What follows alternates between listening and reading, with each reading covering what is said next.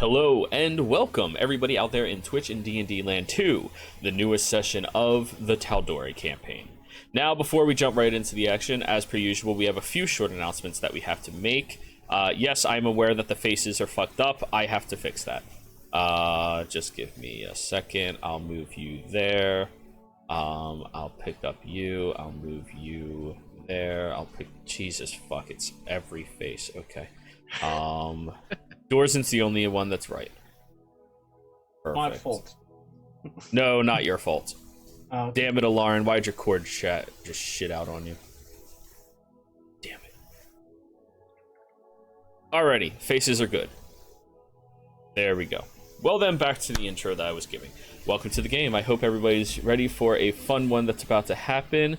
As per usual, we have a little bit of promotion. If you want to support what we do here, or you want to join into future games, you can join our Patreon, where I'm more than happy to have you integrated into the community and jump in as you would like, and participate in some other community things that we do only for our entertainment and enjoyment. But that's going to be all. So, Alarin, give us a recap of what happened last session.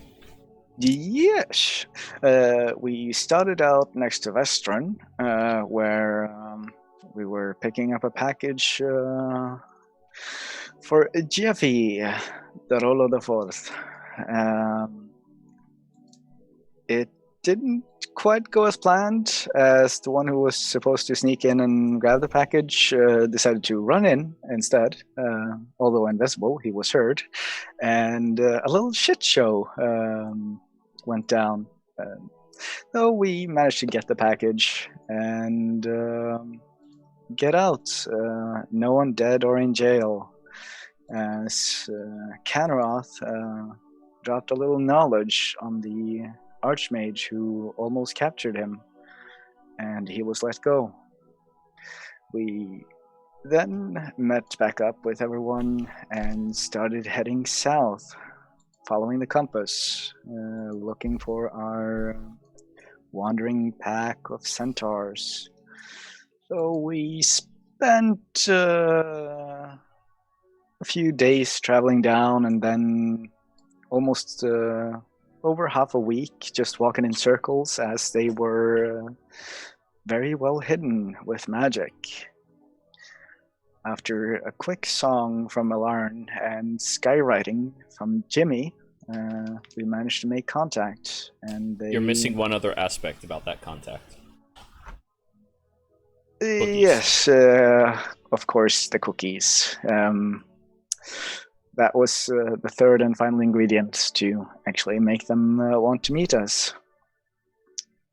When we did meet, we quickly found out that at least the one that greeted us were the hippie of all hippies, and he took the cookies and distributed them, and led us into their magically hidden sanctum, where the fellow introduced himself as Colorwind, and he sent Jimmy off to meet Hendrix, while the rest of us met Marley Bobs, the leader of the tribe, or the community, as Colorwind called them. And we were gonna ask for help, but before we did, after she saw the compass, she told us that they couldn't help us directly. And we were about to find out why, with a nice little lore dump. Yes. So, as you all have gathered around the campfire for the fun little bits of legend and lore coming from Marley, Jimmy will say that you're probably walking in and scooting towards the back, so you are here for this interaction, after trying to take notes from an individual that they don't understand anything about what you're talking about. But anyways, so our tribe used to belong to a different place. We originally came from the wilds themselves, a place that your friend gestures over to Dorsen should be incredibly familiar with some regard. We were not native here. We were brought here as a gift from our beautiful mistress herself. She wished for all of us to have a safe travel, a safe, beautiful place that we can call our own. But that was taken away from us. Though the Archot is a beautiful and divine mistress, there was other deities that were trying to make names for themselves when she brought us here. She did not fully understand the weight of time and how it transpires differently from the Feywild to our own. When we came, there was a devastating battle roaring up between all of the deities. Apparently there was a group of them that, well, were less than happy being under the rulership of those that presented themselves as prime. The Archot brought us here for our own safekeeping, as the Feywilds were not suitable for our type of people. We preferred to run freely and untamed by anything, being able to traverse the land as we want and feel the wind breezing through our hair. Other Fey wanted more mischief and deceit, chaos. We didn't need any of that in our lives, so that's why we are here. However, there was a battle that was ensuing. The Archot had a champion herself. A beautiful, devoted, large creature with wings that stretched out from its side, red and white in the feathers, and talons at the bottom of its feet. This individual was a devoted worshipper of hers, a beautiful person, and a guardian to us all. And when she arrived here, this individual was beaten, bloodied, and bruised from battle. Immediately, our people offered the Archot to assist her in her battle. But she didn't want us to get carried away in the chaos of everything else that was ensuing. She didn't want us to be here under the pressure and guise of the other deities. She wanted us to be free. We begged her to assist as best as we could. Until she finally caved and gave us a sacred duty. She reached out to a different deity, one that knew a path that we could run that nobody would ever find, unless we wanted them to.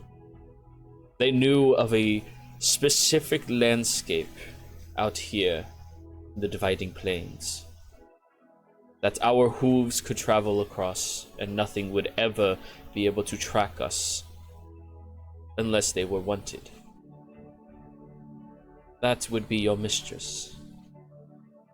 She showed us that device that you have, made sure that we knew that if somebody was to come to us with this, that we need to present them with information, present them with assistance in what they are transpiring and fighting against. Though we are still not allowed to interact, we like our status here. And aside from your mistress, our lady, there was only two others that knew where we were. The one we housed secrets for, a protection for her as she was incredibly weak and damaged. A battle pierced her into the side of a mountain, and she was barely able to walk away alive. She gave us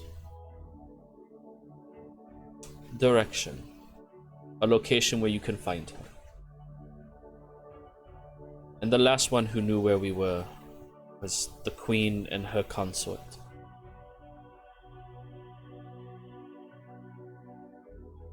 Though at that time she was still a new deity. The Queen needed to be sure that our fate was weaved appropriately, that we could follow the path as true as necessary and needed. And she did, working alongside your mistress as well. But the consort wanted us to fight, as well as we wanted to. Well, she would not allow him to do so. And we were not allowed either. So, when they all left, the only thing that they kept us was a memory and a map. Though we have to consider the fact that our people have been found in this dividing plains. And the only people who know, the only beings who know where we are those 4 deities. So, which of the deities have betrayed the others?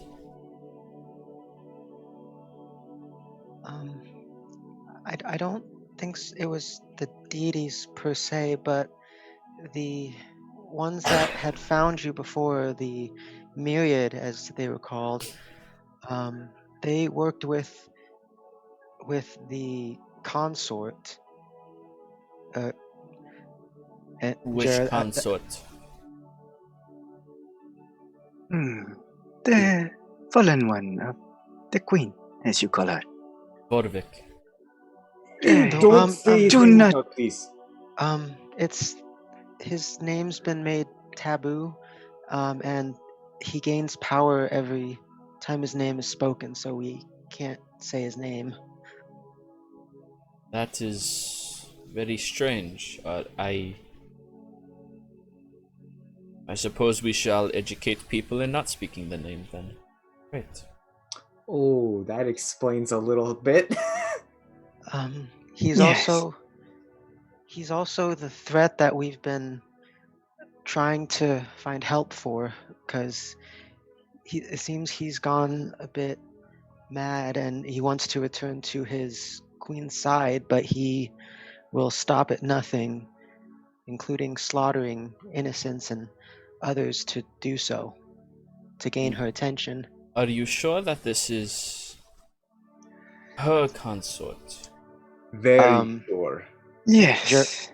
And Jared, quick question. I am remembering that correctly, right? Yes. From all the information that we have learned. Okay. Yeah, he does not seek destruction of people, but he doesn't care if it happens in order to get what he wants. Consequences be damned, he go into his queen. Yeah. Yeah, she is trying to, well, kill as many as possible to gain the attention of the queen. And, So he told the myriad where we were. I'm not sure if that was intentional, but because the Myriad was the organization that had formed with him, they had apparently over time become more and more criminal in their dealings, and well, they may have used the information from their forefathers to gain profit. It's his fault, yes.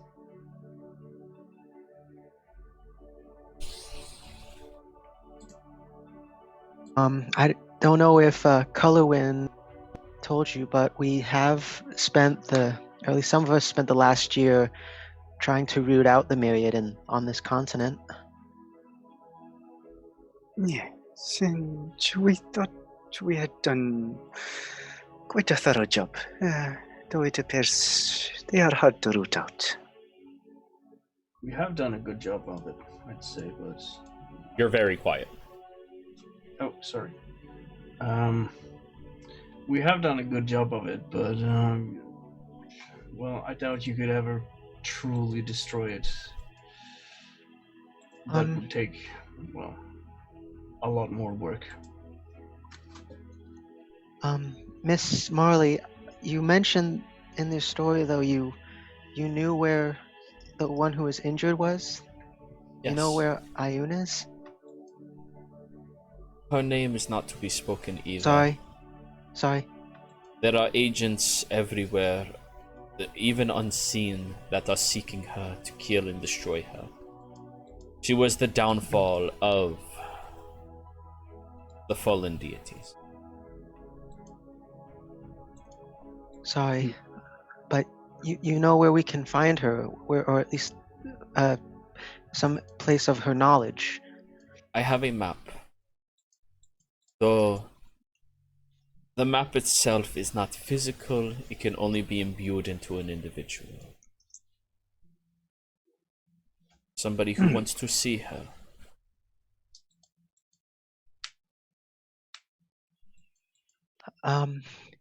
I would. Do you understand her teachings at all? Do you understand the point of her power and her curse? Jero, what they're asking is basically the teachings that are on the religion part, right? Her tenets. Yeah, her tenets. And would I know what the curse that they're referring to is, or should I make a check for that?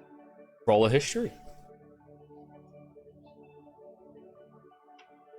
Use Persa Devout in knowledge.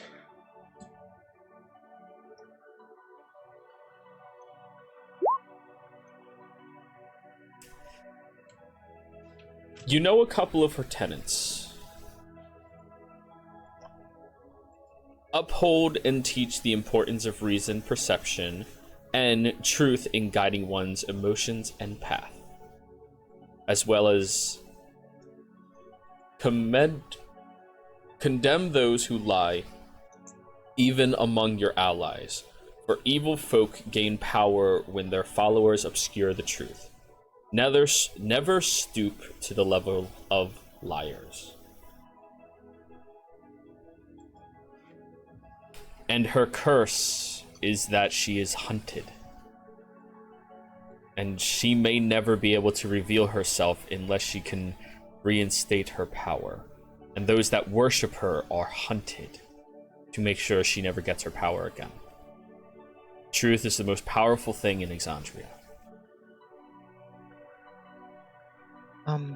Yes, I believe I do know her tenets, and as well as the curse that follows it.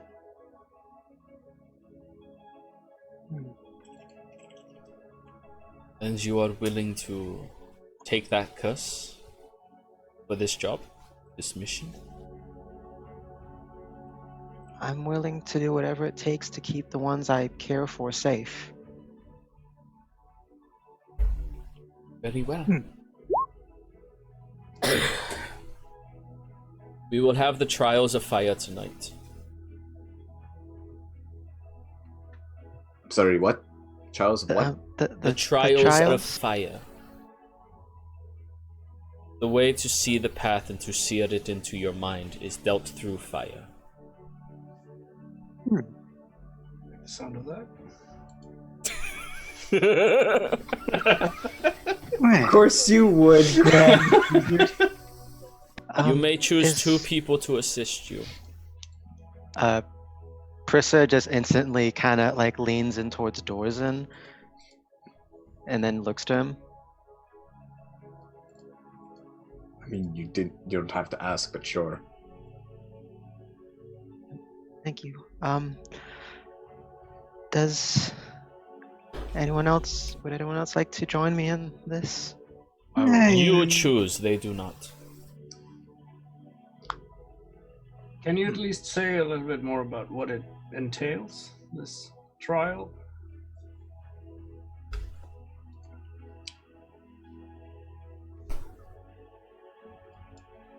The trial sees and shows the secrets that you keep, the things that burden your soul and your mind, and presents them and allows you the opportunity to fight back against as well. The two that you choose must be the individuals you believe who can help you kill that which you hide from yourself. Only the people who have true inner perspective may find the knowing mistress, as they don't know lies even within themselves. Dorzen looks at Jimmy. It is Pris's choice. Only she can make it. Oh, you're right too, and like, yeah. So Dorzen's definitely the first choice, but there's a few angles I can go with this, and I'm trying to figure that out. Do I have to choose now, or as long as it's just before the trial? Before the trials. But I suggest you all fortify yourselves, in case you are chosen.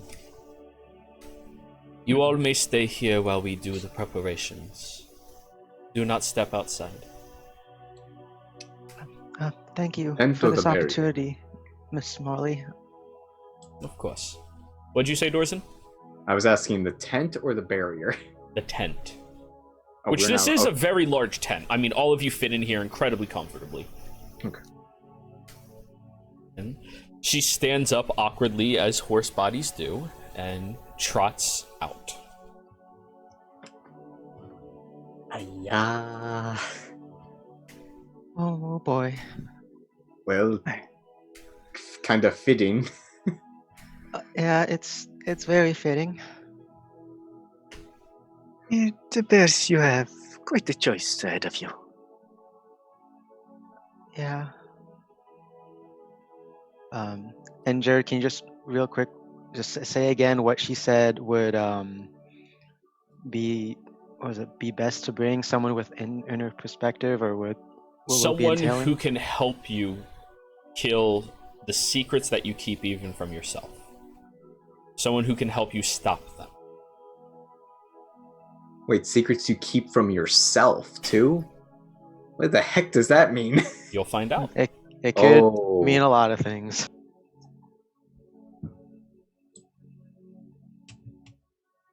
Like I said, from what I remember, what I'm kind of interpreting this could go. There's a few angles I can go with this. Yeah. Krista, you're the perfect person to have to face this trial. It's I like kind of- sometimes the character DM development. prepares things over long periods of time. Wait, why would the DM do that? That doesn't make any sense. Mostly I want to make my players cry, but, you know. That's fair. As any proper DM should. Yeah. Always just pride need yourself to- on how many of your players have cried in your games. I mean, as a player, I haven't cried, but as a Oh, we'll character, get there. Pris has cried quite a We'll bit. get there. Well, whatever you decide, I will join you on the journey to keep the path safe. You have my shield. No one has to. I got a hammer. And Jimmy just finishes and my ouch. You have my ocarina. Well, I mean, if you think about it, you might have their shield, their hammer, but you also have Jimmy's anything. And quick question too, should I do an insight, or like the way that she phrased it, is it only mine or is it all of theirs as well? I'm going to leave the information on the table as presented. I will Uh-huh. not relinquish You any little- more. You figure it out. Okay. Well, I have a few ideas who I might want to bring, but what do you think? I think it would Little either quiet. be. Sorry. I think it would either be bring Jimmy, because despite some of his faults, he's very smart, or Lauren. Well, the choice is yours. Jaffe speaks up. Well, if you want, I would be more than happy to help you, and just let you know. When did you get in the tent? I thought you were with the other guy baking cookies. He's been invisible the entire time, standing right there. You haven't seen him? Kanaroth has his ring, though. Oh, that's just one. And Um, by now that ring is mundane again. Oh, thank you for the offer, Jaffe. But I think this is sort of a personal quest too, and I don't. Oh, I yes, only met you a few understand. days Yeah, that's ago. fine. I'm Yeah, sorry. Yeah, it's cool. It's fine. No, really. Thank you for No, offering, it's though. it's fantastic. Yes, and he awkwardly sits in the corner. Well, Wow. I suppose this Like a is new some... kid at the table. I mean, do any of the gods you guys like? Do they like? I know the one Dorzen likes. They kind of like each other. What about Alarian or Uric? Either of your gods? Do they like IU? Well, it appears Avandra helped Ione. No. I don't think anyone outright hates Ioun except for Remember, you're not supposed to speak her name. Fuck. Yes, Yeah. But it was the slip of my mind. Well, I mean, if everything goes accordingly, anyways, I may be hunted, so I don't know how much it would matter after that. Well, I pity the poor fool that tries to kill you. This is your choice to make, and I will not interfere in your decision. I would suggest, however, that it seems to me as if this would require someone who has no doubts about who they are or what their purpose is. That's why I was looking at Lauren, because he seems very forthright with everything and always goes on his path, as well as a I follower of agree. the Changebringer. He might be able to help me find my path. I would certainly do my best. But it must ultimately be your choice. Yes. I mean, Sir Yurik, I did consider you as well, given that you follow Ray. But As I said, I will not interfere in your decision. You'll have to rely on your own wisdom, I suppose.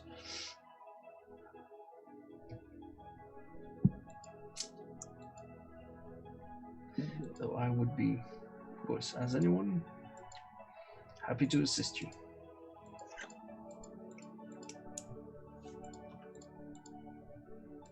So, Krissa, it will be a number of hours before everything is prepared, but for the sake of progression, who are your decisions? Dorzen, and I think Prissa will stick with Elarin All right. as her second choice. The other three, after a couple of hours, somebody comes in. We'll say it's Hendrix this time. Hey Jimmy, look, it's Hendrix. Hey, Jimmy. How's it going, man? Going. So the three of you who aren't participating in this, please come with us. All right. Good luck, Krista. Do really well. And Jimmy's gonna shake your hand, and in it you find a little bracelet. Ooh, do you want to sleight of hand that, Jimmy? No, he's kind of openly given it. He's given it to her more in a way that she can't refuse. He's like, Oh, putting okay. it to her. Okay, gotcha. He's not trying to be sneaky about it. I gotcha. Thank you, Jimmy. Is this for luck? No, yeah, it'll make you invisible. I... Thank you. So, He literally I mean, just from used, your magic. secrets of truth. Not sure how well that'll go over. so Conoroth, Sir Yurik, Jimmy, and Jaffe are all brought out of the tent. Where all of you are situated around a large pit that has been dug out in an incredible pace and speed in the middle of this group. The pit itself sinks down about 30 feet before becoming more solid, and in the very center of it, they are lying stacks and stacks of wood, creating a very large pyre. Quick question, Jared, too. Like, so when those three go out, are we alone in the tent, just the three of us? You do have an individual who's standing at the tent just smiling. Alright, then using like some information stuff I had garnered before, I'd like to ritually cast Blood Bond with Dorzen, Right if now? he allows it. Well, as long as it's before the ritual, before the Well, right the now pyre. is before the ritual, but it matters if it is right before it or not. Since Blood Bond only lasts... an hour if it's ritual. Exactly. And Well, I mean, an hour might be all we need for this, but I'm asking because you're not sure if you're going to be doing this in an hour. Those three were just taken away. Or four. oh, okay. Then given it's probably at night, sometime a little bit after they were taken out and stuff. Okay. And while we wait, Alarm will just play Let the Sword Go Rust on his ocarina while he waits. Ready. Play a very... very lovely tune for everybody to enjoy. And yes, that is one of my homebrew spells. I hope you all enjoy it. So, you play this Does it very... last 8 hours? Keep reading. Oh. If you ritual cast, it's only an hour.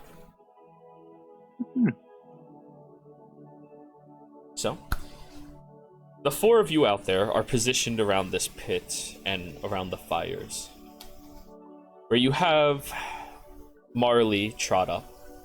So, do any of you have trinkets that you wish to throw into the pyre to ceremoniously express yourselves in your opinion of the ones going through the trial? I need trinkets. I mean, I have a lot of stuff I need to get rid of. There's the waste on the wagon. That would be pollution. We do not like that. But I want to get rid of it. I suggest a pocket dimension. I haven't figured that one out yet. To represent.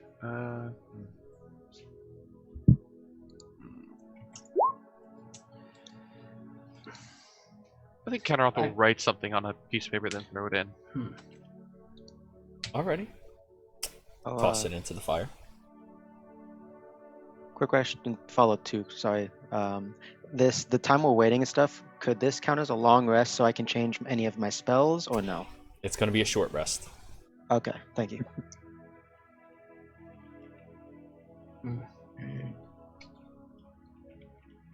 So Conoroth throws in a piece of paper after writing something on it.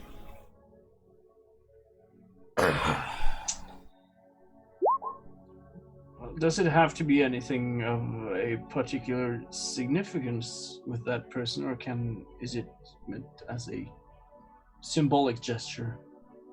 Or But I suggest something that has significance to them that they could recognize.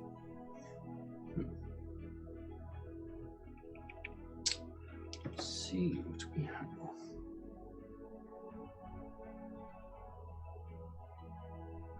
Paul, do you have any more cookies? He looks back at you after baking about 13 dozen more and goes, getting really low. Can I just give me one? Okay, here's two. No, all right. Oh, okay. Yeah, two then. One for you, one for the fire.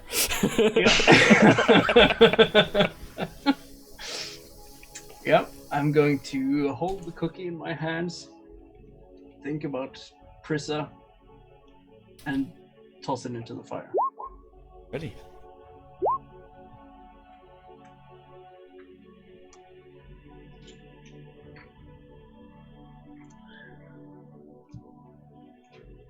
Alrighty. And Jimmy? I'm still thinking, like,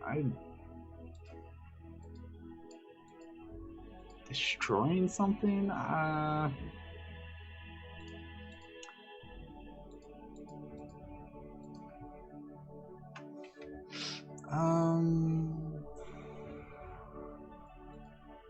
This ritual it's supposed to help Prissa? It will help all of them from your end. But the ritual is meant to assist her in her goals. Help may be a strong word for it.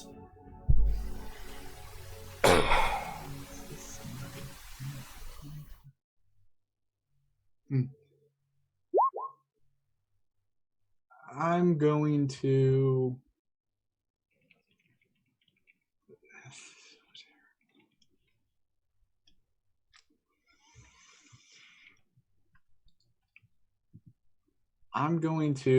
put into a fireproof container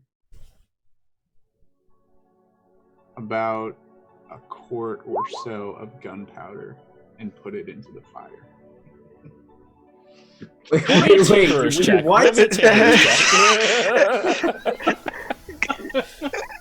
check. Better yet, whisper roll me a tinkerer's check. Like, gunpowder can self-ignite by boom. heat.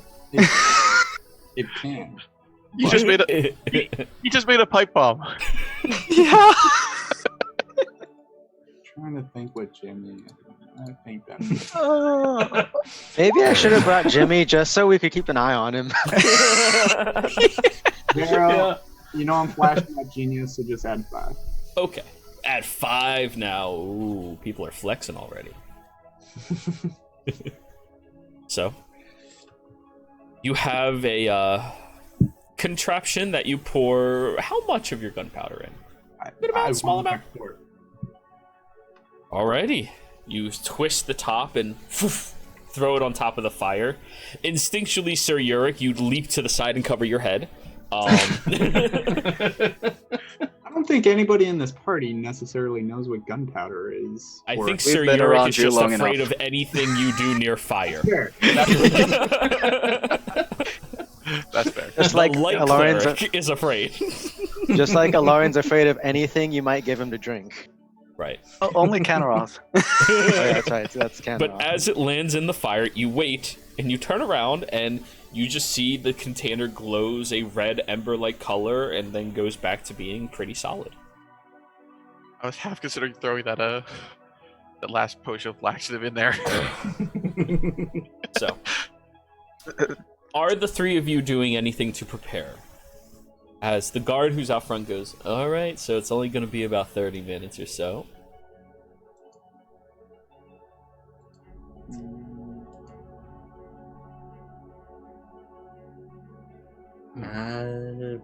All right. Yeah, no, Alarm would just keep playing to calm everyone. After 20 minutes goes by, Marley walks back in, and she has long, woven robes made mostly out of raw materials like cotton and other materials like that, found out in the wilds. She brings them over and goes, all right, please put these on. Remove all of your other effects. I do not think you wish to damage any of them, correct? Oh, that's right. Keep in mind this fire is a very old ritual and was created during the Age of Arcanum. Just because your items are magical does not mean they will not be damaged in this process. Take whatever you wish to endanger.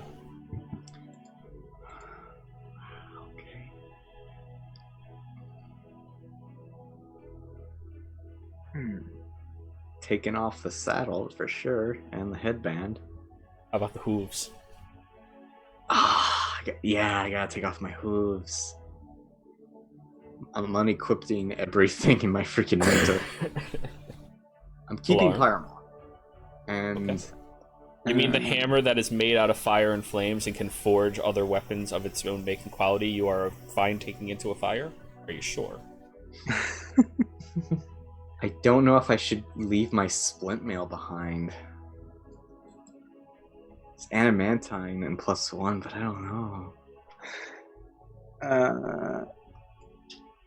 Lauren would just look to Marley and lift up his necklace. Do you believe this one will be okay in the fire? I don't know. I've never done this before. Better not to risk it. And China off, this isn't freaking North Korea. God damn it, stop that.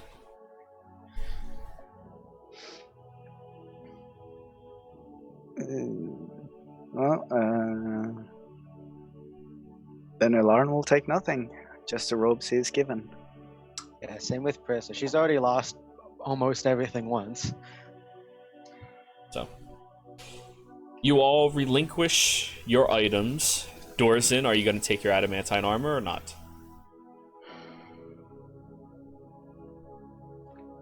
I'm gonna leave my adamantine armor, but I'm leaving my cleric focus in.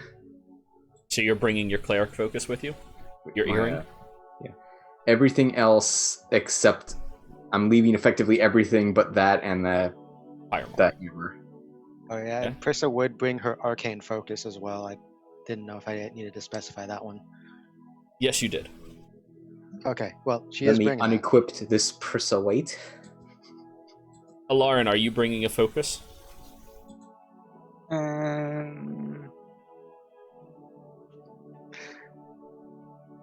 No,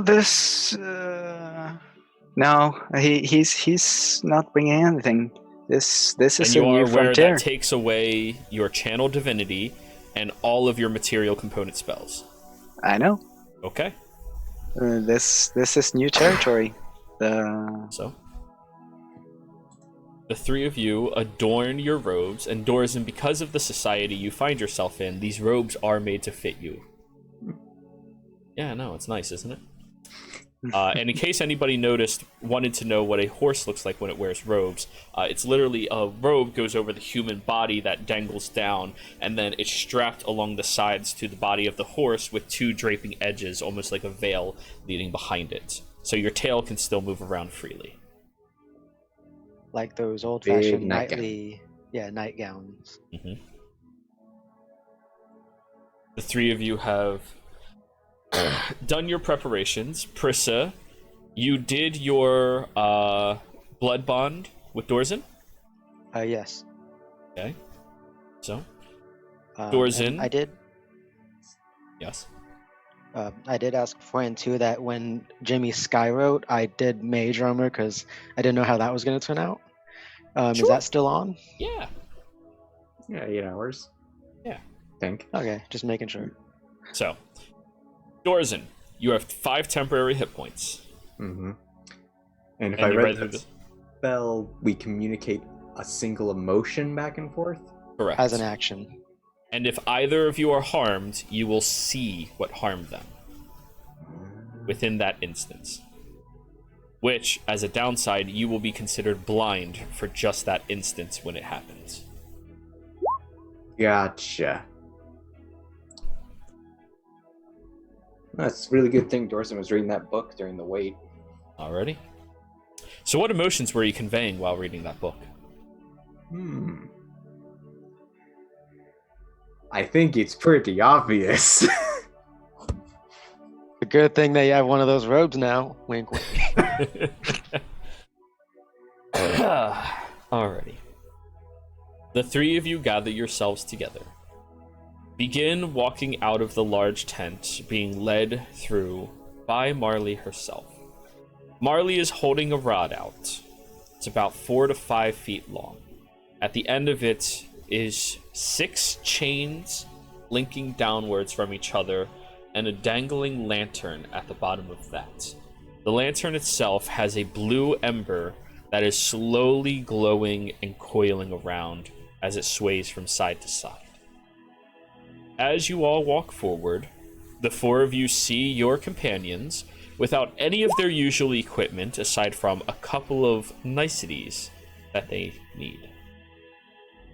As you all walk down into the pit and you look at the giant stack of wood, branches, and a few select trinkets inside. I would like an investigation roll from the three of you.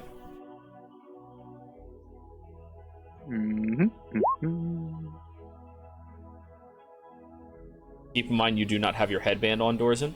I unequipped it. Yeah. Yep. Here goes -1.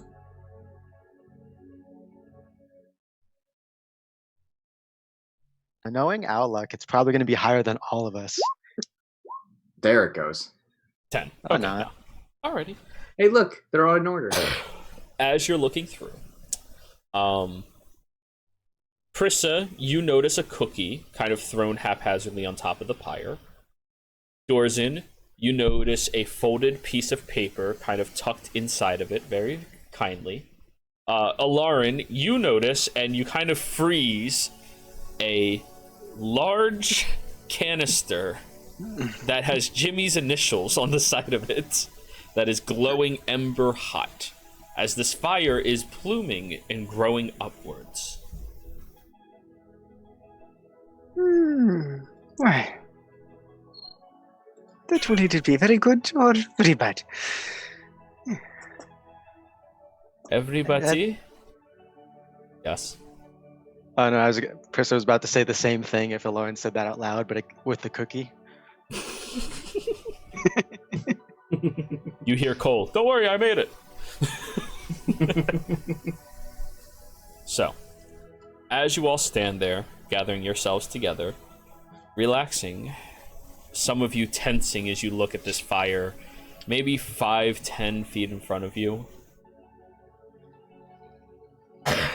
Marley speaks up. Friends and family, we come here today, fulfilling our promise to the Arkhat, the lady who brought us here for our own safekeeping, for our own prosperity. Though none of us remember the old days, this promise was passed down from our forefathers and mothers.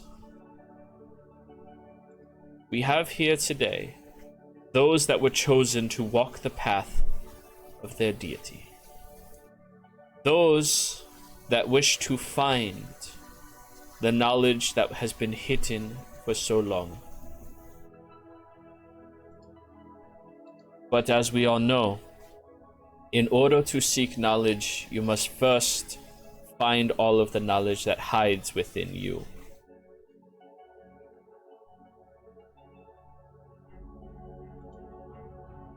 She raises the large rod and places the box on top of it. You watch as the blue ember starts coiling faster and twisting inside, as if it is jutting from corner to edge to end.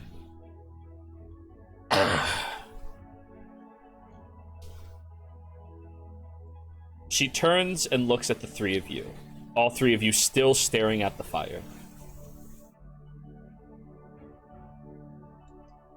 Your trial is to find the three faces for each of yourselves and your companions. Every person wears three faces. The one that you only show to those around you. The second, the one that you only show to your closest friends and family. The third is the one that you hide from yourself. As she says this, the locked box on top of the pyre shatters, and the blue flame starts twisting through the fire, tracing through and leaving its essence all around. The flame itself ignites a lot higher into the sky. As long as this fire persists, you may continue your trial. all three of you feel firm hands on your backs shove you into the fire. And immediately, the other four up in the stands leap to grab at their weapons at the ready. But you watch as your allies shoot into an ember of blue and disappear from sight.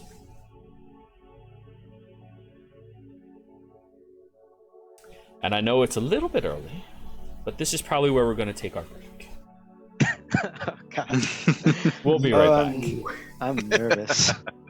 And we're back, everybody. Thank you so much for hanging out and waiting for us all to get back to all of you. Sorry we had to roll for dick size while everybody was away. But anyways, here's the standard promotion that we have. Anybody who's interested in joining our Patreon, please feel free to do so.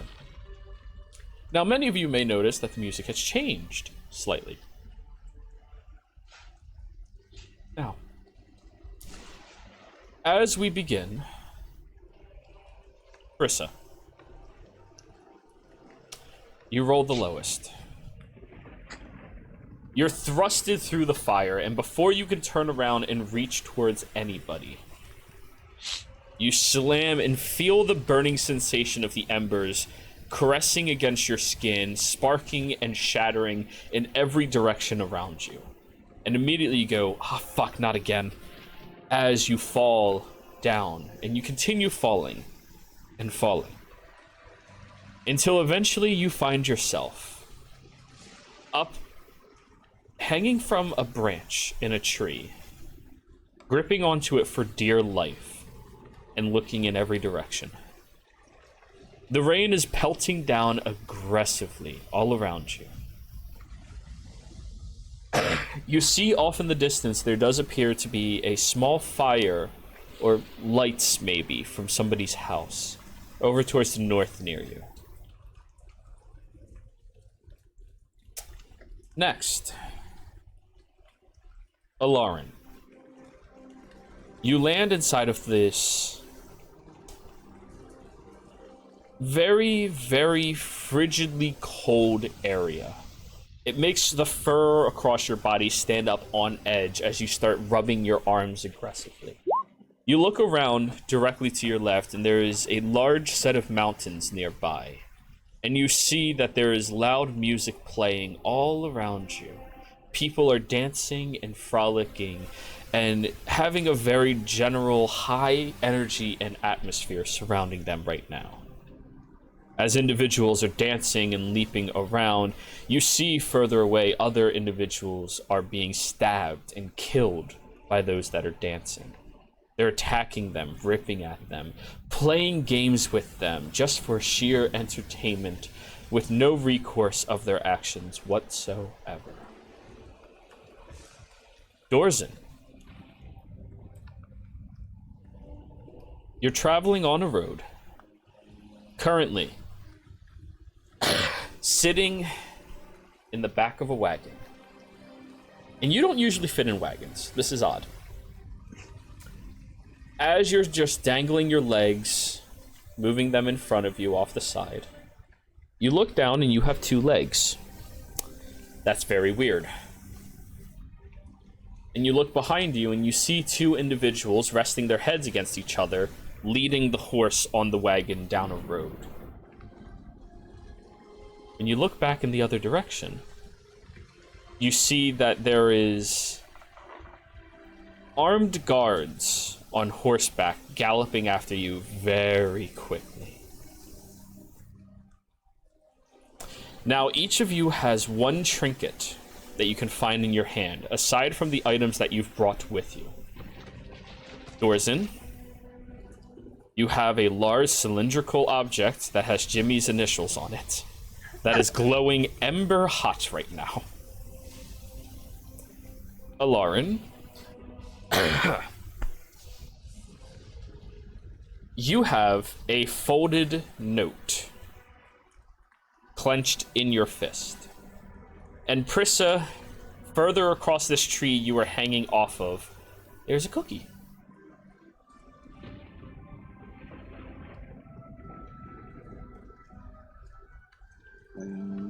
Do Well, Lauren will unfold the note. Ready. Conoroth, would you like to read what the note says? Sure. The note would read, "By blood or by magic, you have my claws to fight alongside you. Your resolve and knowledge shall be your guide."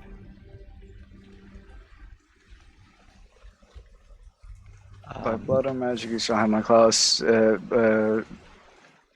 What's the last part again? Your resolve and knowledge shall be your guide. Resolve and knowledge. Okay. Prissa's gonna try to get that cookie with Mage Hand, but also climb down the tree. Okay. Your mage hand reaches out, grabs the cookie. Give me an acrobatics check, Prissa. 4. Oh no. You try climbing down the tree, but you just keep stuck there as if you're terrified of falling right now. The mage hand brings the cookie over to you, and you store it in your mouth. As you're kind of stuck up here. Dorson, are you doing anything? I'm checking the two people in the cart. Do they seem afraid of the guards showing up? You look back at them, and they're just resting their heads against each other, going down the road, humming a very quieted song.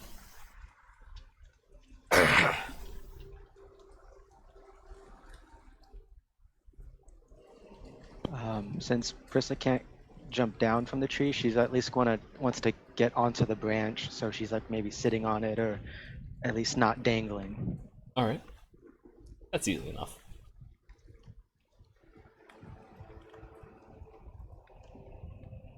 Lauren, you have an individual swing over towards you, grab your hand, and start twisting you around. And you kind of instinctually sway with the song. And this person is considerably larger than you are. But you kind of feel very awkwardly footed for yourself.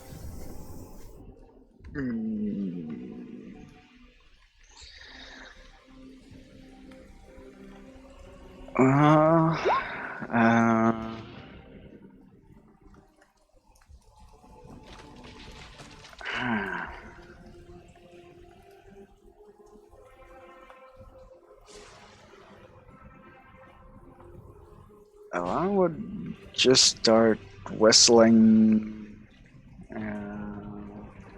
the same song he played before in preparation of this. Alrighty. As you start whistling, you continue seeing people getting attacked by the dancers. People are trying to run away from them, and the dancers, some of them, leap onto all fours and start taking off aggressively, leaping, charging, biting, and ripping and tearing at them all around you. Okay, then... However, that was your action. Okay. Prissa, you take a better look around at your surroundings.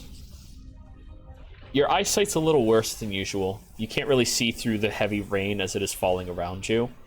However, you do hear somebody, and when you look down, you see what appears to be a very kind-looking girl holding her hands up and goes, "Come on, it's okay, just come here." What does this girl look like?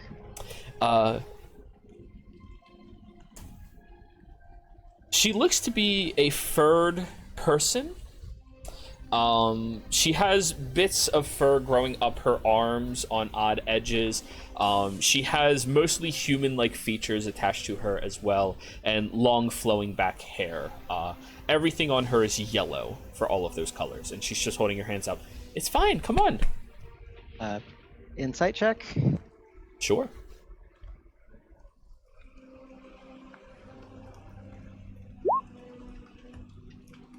She seems to be trying to coax you to come out of the tree.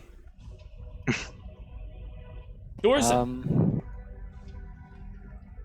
As this individual is riding up aggressively, they pull out alongside of your cart, and you feel your heart is racing instinctually with panic and worry right now.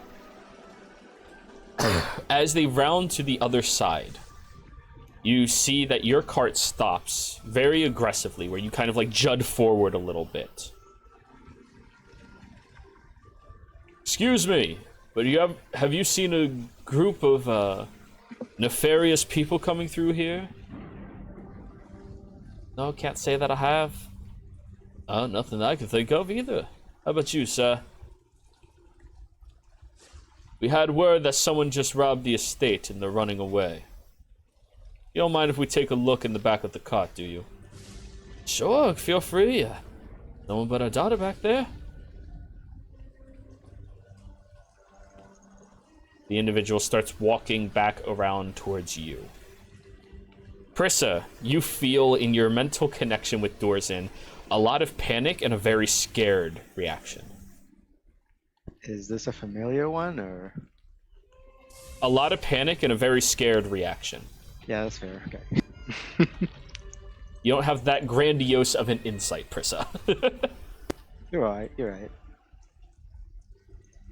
So, Alarin, what were you doing? Well,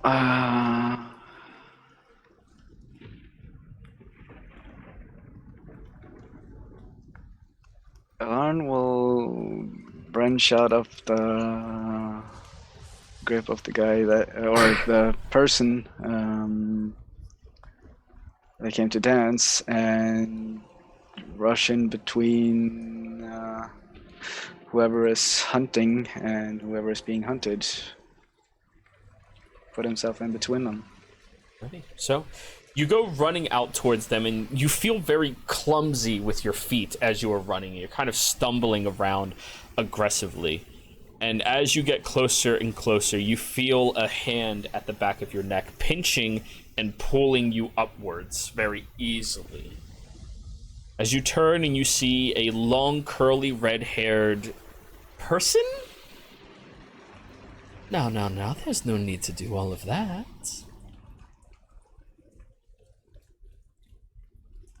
Prissa, back to you. So this person's trying to coax me down a tree. Yeah. Can I once again attempt to climb down? Give an acrobatics. Wow. You're really kind of scared, but you like dangle over to the side and your body feels a lot longer than usual. And as you're trying to like grab the side of the tree, your nails sharpen and stab and you and fall backwards. Dorzin, you get a sense in your mind of a quick panic and excitement, followed by more excitement.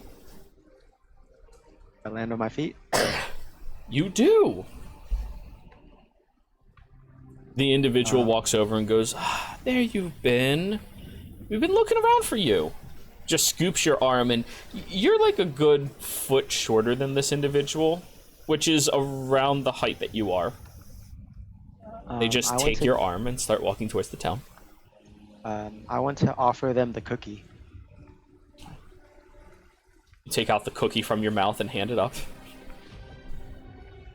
Oh, thank you. That's such a sweet gesture. She fakes eating the cookie. Kind of like, nom nom. But you notice, which is kind of an odd thing for you, Prissa. You don't really notice things that well.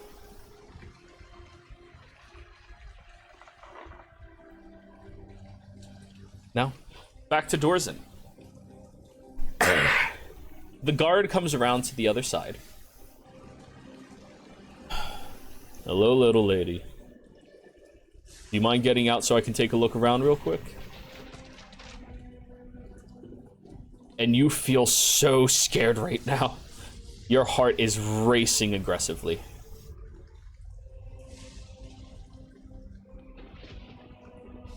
I get out of the cart. All right. You kind of move out of the way of the cart and take a couple of steps to the side. You see this individual steps into the cart itself and is starting to look around at some of the different packages that were back there. Filtering through, trying to find whatever they can.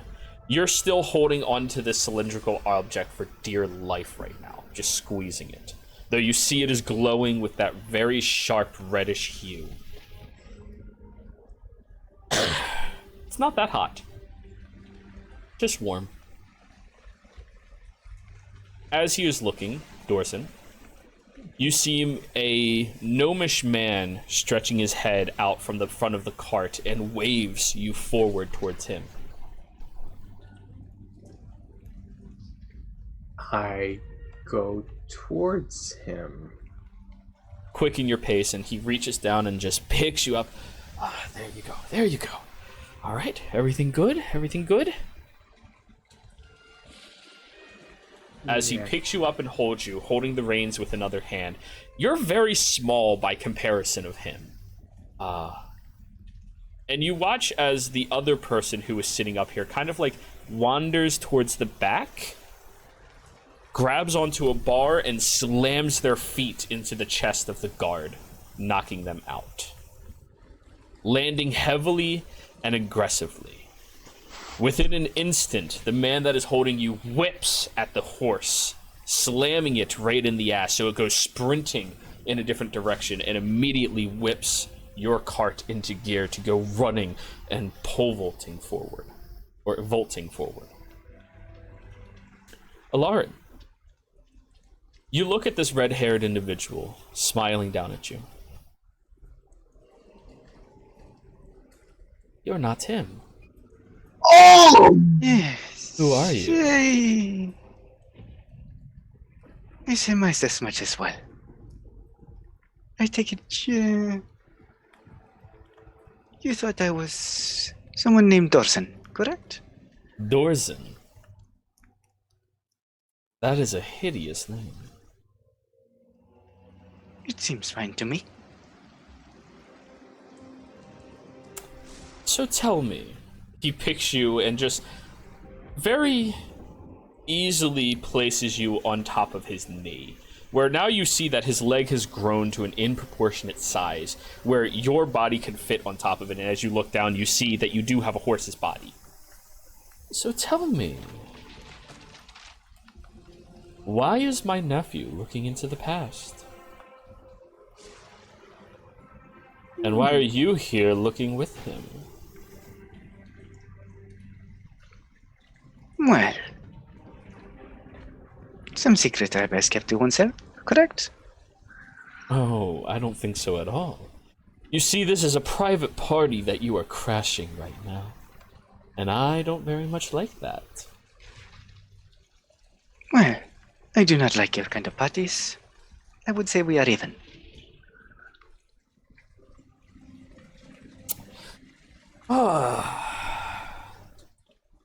I suppose you'll be fun to break in a little bit. Question, how good are you at running? Let's find out, shall we? And Misty step away. Holy symbol? Only vocal and somatic. Oh, wow. So, you step away from him as the individual spreads upwards and goes, "Glorious! Everyone, kill my nephew!" and points down at you. And immediately the entire troop of Fae twist and start chasing after you, Lauren. Yeah, dashing away the best I can. Yeah, the best you can. Not used to horse body. Prissa. You're being led away by this individual. Where are they leading me? Towards the glowing light of the town. You know, we were so worried about you. It's been so long since we saw you. How'd you get yourself all the way up in that tree? Well, you know how it is sometimes. You just go down a path and you end up in a tree. You're breathing end up heavily in in your microphone right now. Oh, sorry. You know how it is sometimes. You just follow the path in front of you and you somehow end up in unexpected places. Oh, you are such a silly one. Honestly, I don't understand you sometimes. I mean, I understand wanting to go out and do whatever you want, but for Christ's sakes, Color, that is just ridiculous. As we're walking, can Prissa take a better look at her body? You look down and you have paws, and when you push against the beans, little stabby stabs shoot out. You also have a tail. Prissa plays with the beans a little bit, just because, you know. Squeeze, squeeze, squeeze, squeeze.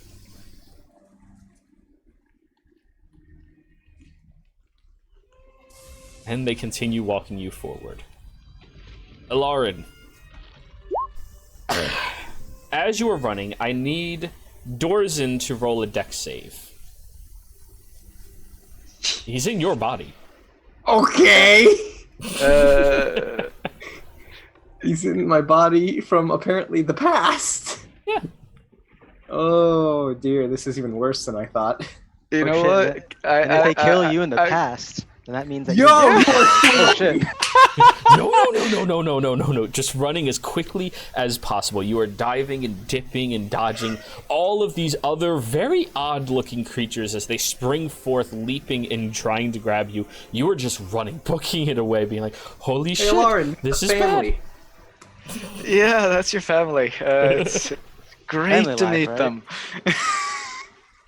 Prissa just hopes that everyone else has such a loving family like this person here seems to be being for her right now. We have words. So, as you keep running, Alarin, you see up ahead that there appears to be a caravan in full motion, being trotted and running aggressively away right now.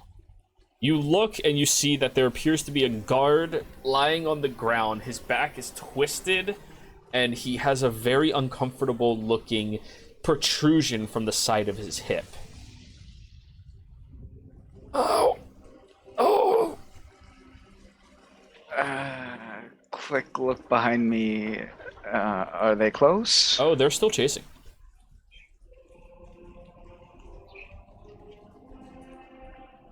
Not sure if it will work, but when passing, do a quick stop and try to put somebody on hands to ease the pain. You focus on him and nothing happens. Then, well, Dorsen's a strong mother humper. This individual is bigger than you right now. You're a small centaur. Oh, it's that long ago. Okay. Everybody's catching up to you, chasing after you. Shit. What could he do? Instead of lay on hands, we'll cure wounds because I know Dorsen has that, and Okay. he brought this holy symbol. Dorzen did not have cure wounds back then. Oh yeah, god damn it, that's right. And at this point, then the Fae have caught you. Then we'll misty step again and keep running. We're gonna have to go through that again. Dorzen!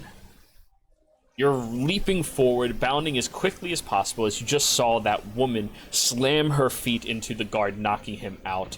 She comes crawling back up here and goes, whew.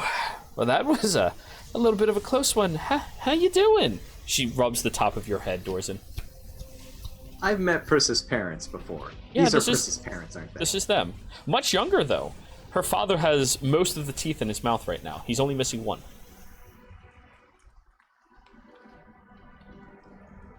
Why did you kick the guard? You're really quiet. What? I'm trying to match what I assume is coming out Just of my mouth. speak like you. It's cool. Thank you. Why did you kick the guard? Well, he's trying to take from us.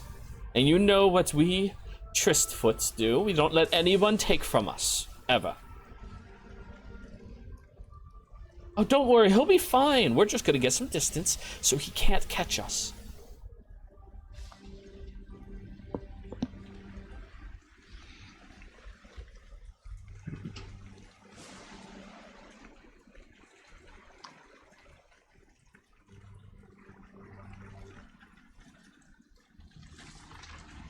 Back over to Prissa.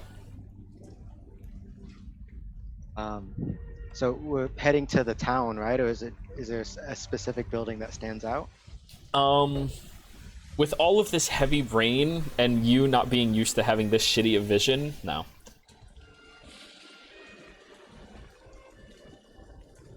You have superior dark vision usually, Prissa. That's true. Anybody else's vision in the world is shittier than yours. Yeah, Prissa's gonna just keep looking around, just kind of, because this is a new site for her as well, and it's kind of like the wonder of a child kind of way. You look around, and you can see the much better perception right now. But that doesn't mean you have better vision. You just notice more things. But anyways, Prissa, you look around the area at all of the trees that surround you. They have hooked vines between them. It looks kind of like a jungle, and the pathway you're walking on is not like a gravel road. It's a dirt road that seems to be written out into this area. The buildings up ahead are mostly stunted, shorter, barely even thatched, and mostly made out of wood. And as you walk into the town, you see that there are more creatures that look like you and that look like her. Bunch of tabaxis in here. People are wandering around, and one of them looks over and goes, oh, God damn it. Where was he? The little one climbed up a tree again. Sorry, I've been trying to keep an eye on him. He's just very energetic. And you feel a sense of pride in you when she says that. Yeah, Prissa smiles with that sense of pride.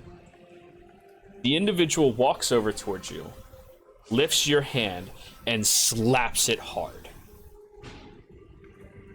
You don't run away from us. Do you understand? Do you realize what people would do to you? It's not okay. What would they do? We're more valuable to them dead. Why? Because people are greedy and they like our fur. But we have nice fur. Yes! But they'll kill you for it.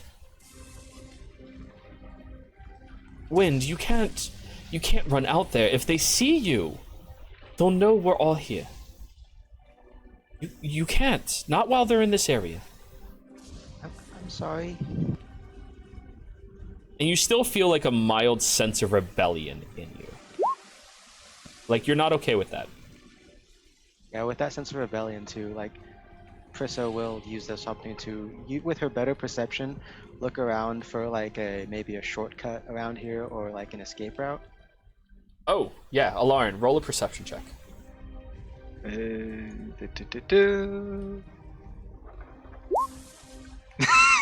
21. You look around, and yeah, you could easily, for some reason it peaks in your mind, you could climb that wall, take over to that tree, jump up that tree, jump across to these other trees, and swing from the vines freely. And your mind just traces over being able to swing from the trees and have a great time. It just dwells on that. Not even escape, just wanting to be free. So I just kind of imagine, you know, Sherlock Holmes when they do the whole like he visualizes it before. And then he you does punch them in the throat. Yes, that thing. and then discombobulates.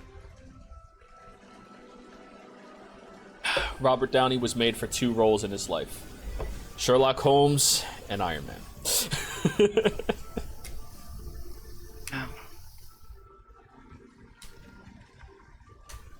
And at that point, we're going to go back over to Alarin. Alarin, or Dorzen, I need another dex save from you to avoid all of these Fae. Yeah, I'll use the inspiration. Sure. The DM inspiration. Sure. Advantage, Dorzen. You're a lot slower now that you've moved through here, and all of them are leaping and attacking and dragging you backwards, being incredibly aggressive and trying to claw at you. You are completely grabbed by every single one of these beings, and they are twisting against you and pulling you back. Where you see Dorzen's uncle yet again. Just lean down towards you. I thought you would be a little better than that. Very unfortunate. I'll recite the note. I could probably use a little bit of help. What is... I'm sorry, Conoroth, can you just post what you said again in the chat? Because right now it's buried.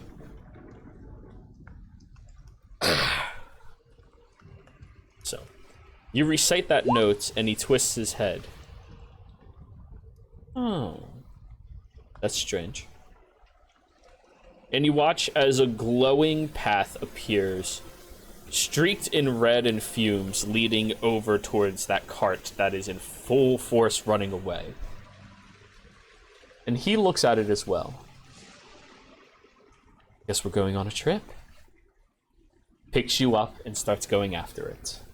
Oh dear, I shouldn't have joined this. It's good. I will Misty Step again, and... The moment you try, he twists his hand and your body just stops. Damn it. You really think the same trick works on a Fae more than once? You have a lot to learn. Surprised my nephew didn't better outfit you for this situation.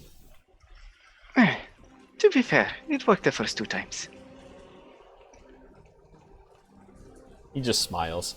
And he begins taking incredibly long strides towards that cart. Like Dr. Seuss. Yeah. Dorzen, you see a shadow form over the cart. And as you kind of like peer around the gnome, you see an incredibly large silhouette of a man you have not seen in a very long time, holding a baby you as it is strutting up.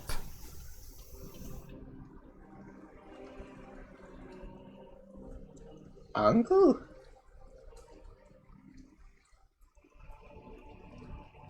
Twists and looks at you, Alarn. Are you a gnome?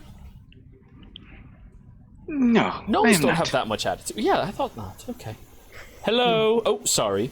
Places his hand in front of the horses and they stop, crashing into it aggressively and falling over. It's become so trippy. The 2 parents grab at you, Dorzen, and start running full force away from this individual.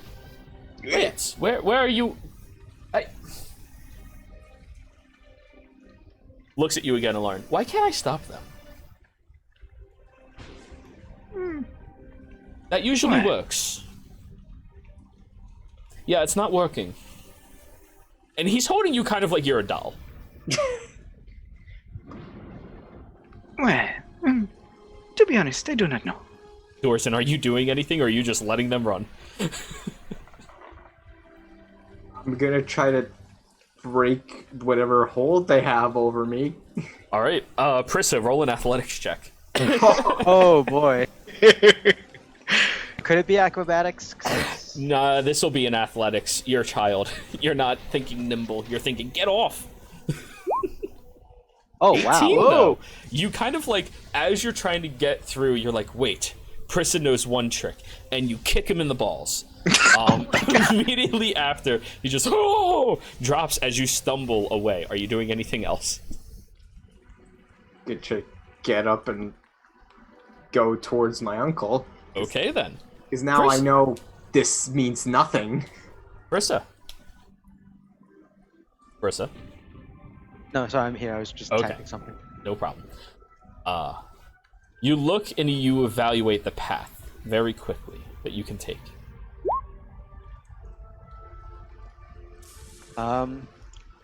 Prissa thinks, what would Alarian do? And then she goes for it. Alrighty. Immediately, you leap over towards that wall, watching as the same individual who was going after you tries catching up and tries grabbing out towards you. And as you make it to the top of the wall, you find a single mask. It appears of a sad cat face with long whiskers curling around, with these yellow spots and blue stripes across the cheeks. You just pick it up as you keep going through all of your routine and running and charging as quickly as you can, making it through the trees, swinging from one limb towards the other, and getting very lost in the swing and sway of the natural forest surrounding you.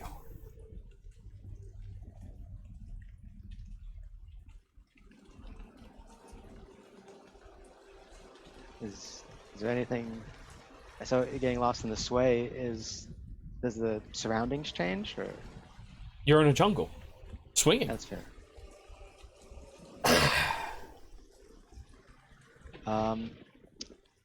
Prissa, when there's a good place for it, Prissa would stop for a moment, and she would like examine the mask, and then maybe try it on. You make it very deep into the forest, and you find yourself with your back up against a tree trunk, crossing your legs as you take the mask, just pull it over your face. As you do that, you see a much younger Alarin, running much the same way that you did, but just wanting to be free. You experiencing the same emotions that he had. He just wanted to escape this. He wanted freedom. He wanted to travel where he could please and not be bogged down by anything. And when you look at him, he looks incredibly young, maybe 2-3 years old. That's not very old, even for a tabaxi. To the degree you're not even sure if he would remember anything like this happening. He just wanted freedom. And as he is running through, you see that he gets caught in a trap. A large bear trap snaps at his leg, catching him off guard as individuals start charging and leaping towards him. He reaches down towards the trap, trying to rip it off of him, and you notice that there's a large breeze that comes through that kind of forces the hinges to weaken just enough for him to let go and leap forward with a limp. As he does, he immediately heads back towards that small community that you saw before. And you notice, as you are following, that there is a trail of blood behind him the entire way. As he gets over there, he gets into the embrace of a very kind tabaxi. The same one who slapped you on your paw when you were just him. And as she looks at the trail leading behind, she scoops him up, whistles 3 times loudly, and from all of these tiny huts, many of them built into the trees, they all start leaping into the forest, scattering far and wide. And you just hear, under her breath, now they're never going to give us any respect. They're just going to keep chasing us. And you hear the sounds of other tabaxis being caught by those poachers and attacked.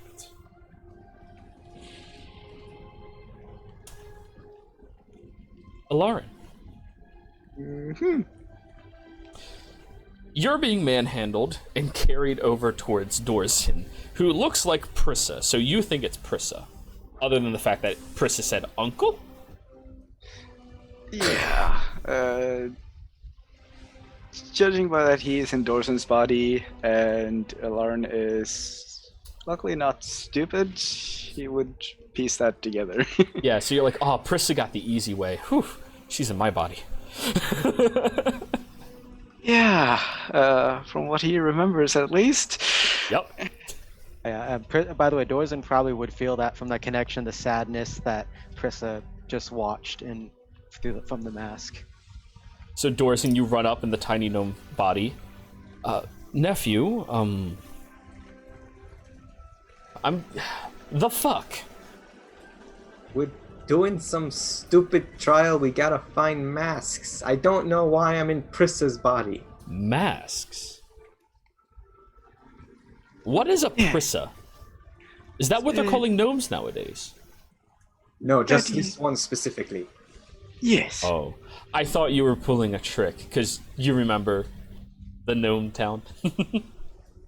You look past him and you see the same town where they had the party when they came through. Lauren raises an eyebrow at Presa/Dorsen. I'll explain to you. I'll explain to you later. Yes, please do. So he starts tossing your body, but Alarin up in the air, catching him over and over again. So you're doing some type of job thing. Yes. He glares down at you. Oh. Is that a god? I mean, technically, this is supposed to help us talk to one, I think?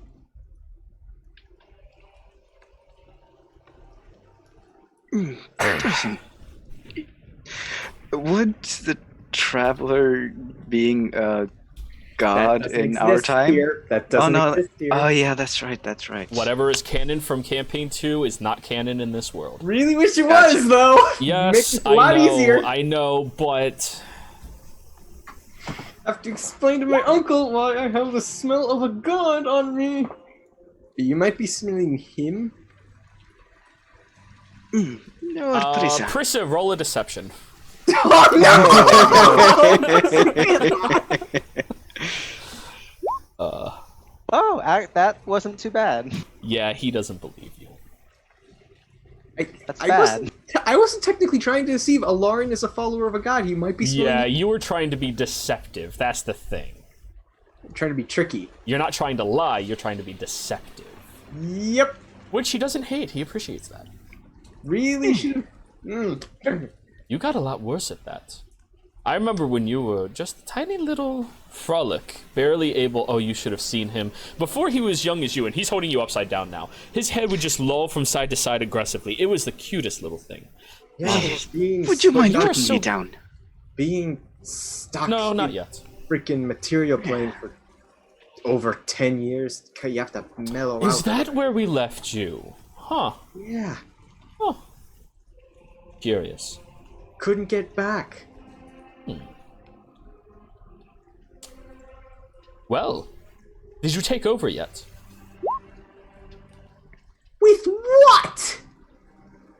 I'm not. Your heritage? What? I can't do the things you do. You are the nephew of an archfey. If you can't do what I can do, that is all because of you. You could have taken over that. What was it called? Exodia? What was it? Exandria. That one, yes. Dorsen's just. Prissa, you're feeling Dorsen's anger rising. Krista knows she has to find Dorzen before he goes out of control. Well. So you didn't take over the world. You're helping a gnome. You smell like a god. Well, like one has touched you. Oh no. Oh no, are you okay? Do they hate you or something? I swear if they harmed my family, I will get back there somehow. And I will say You harmed your family. You left me alone for years. I put a satyr on you to babysit. What? Who? Oh, Charles. You remember Charles, right? Charlena? Out of character. As this He was a male satyr who pretended to be a female to seduce a lot of travelers into getting close to him, just so he could flash his junk and then run away. Seems like a satyr, yeah. That asshole hasn't shown up once. You left him in charge of looking after me? I'm not saying it was a perfect plan, but I am not apologizing. Well, if I may We like him quite a lot. angry at you. I'm a Yes, little and happy because I hold got you to be up a again, pirate for a upside little down. while. Oh, piratry! I always wanted to do that. How is it? It's honestly, it's pretty fun. Yeah? It's pretty fun Yeah? until Did people you tame a hire kraken? did not get out that far into sea. I'm gonna have a conversation with your mother. I need to see if you're actually related to me. Do you know what I've been through after being a pirate? No. Drow enslaved me. Drow. You mean Put the me disgusting elves? Yeah, the ones with the spider woman. They put that me bitch. underground, Oh, I hate that bitch. forced me to work their fields as a plow horse. Would you feel better if I say... sent them a gift? Do I know what he means by send them a gift? You do not. It could either be literally a gift or something really, really, really, really, really bad for them. There's no in between. It's a 50-50. You're dealing with an A lot archfey. of cathartic venting Dorsen's getting right now. But you also know he doesn't have an emotional spectrum. Shame. Sure, that one works too.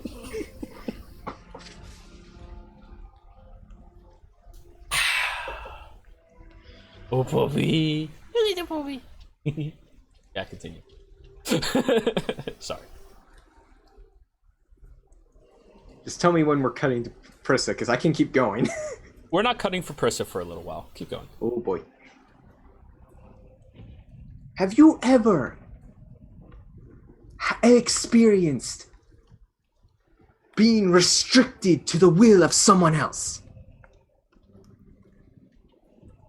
No. It sucks! Sounds terrible. There were no sweets. They freaking fed me bread with maggots in it.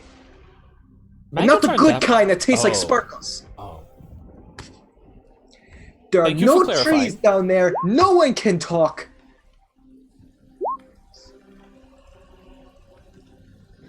Pris's parents are currently like punching him in the legs, trying to like make him run away, and he's just ignoring them. They branded me as their property.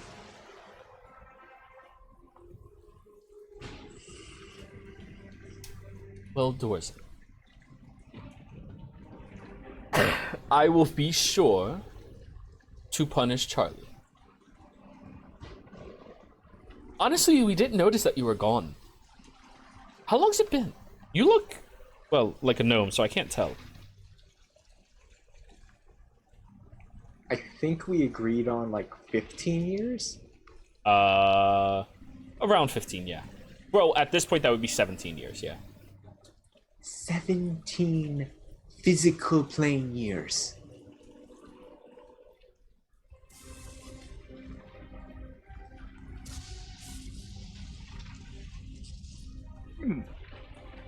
You really Oh, should be you've a been better gone a parent to him. week.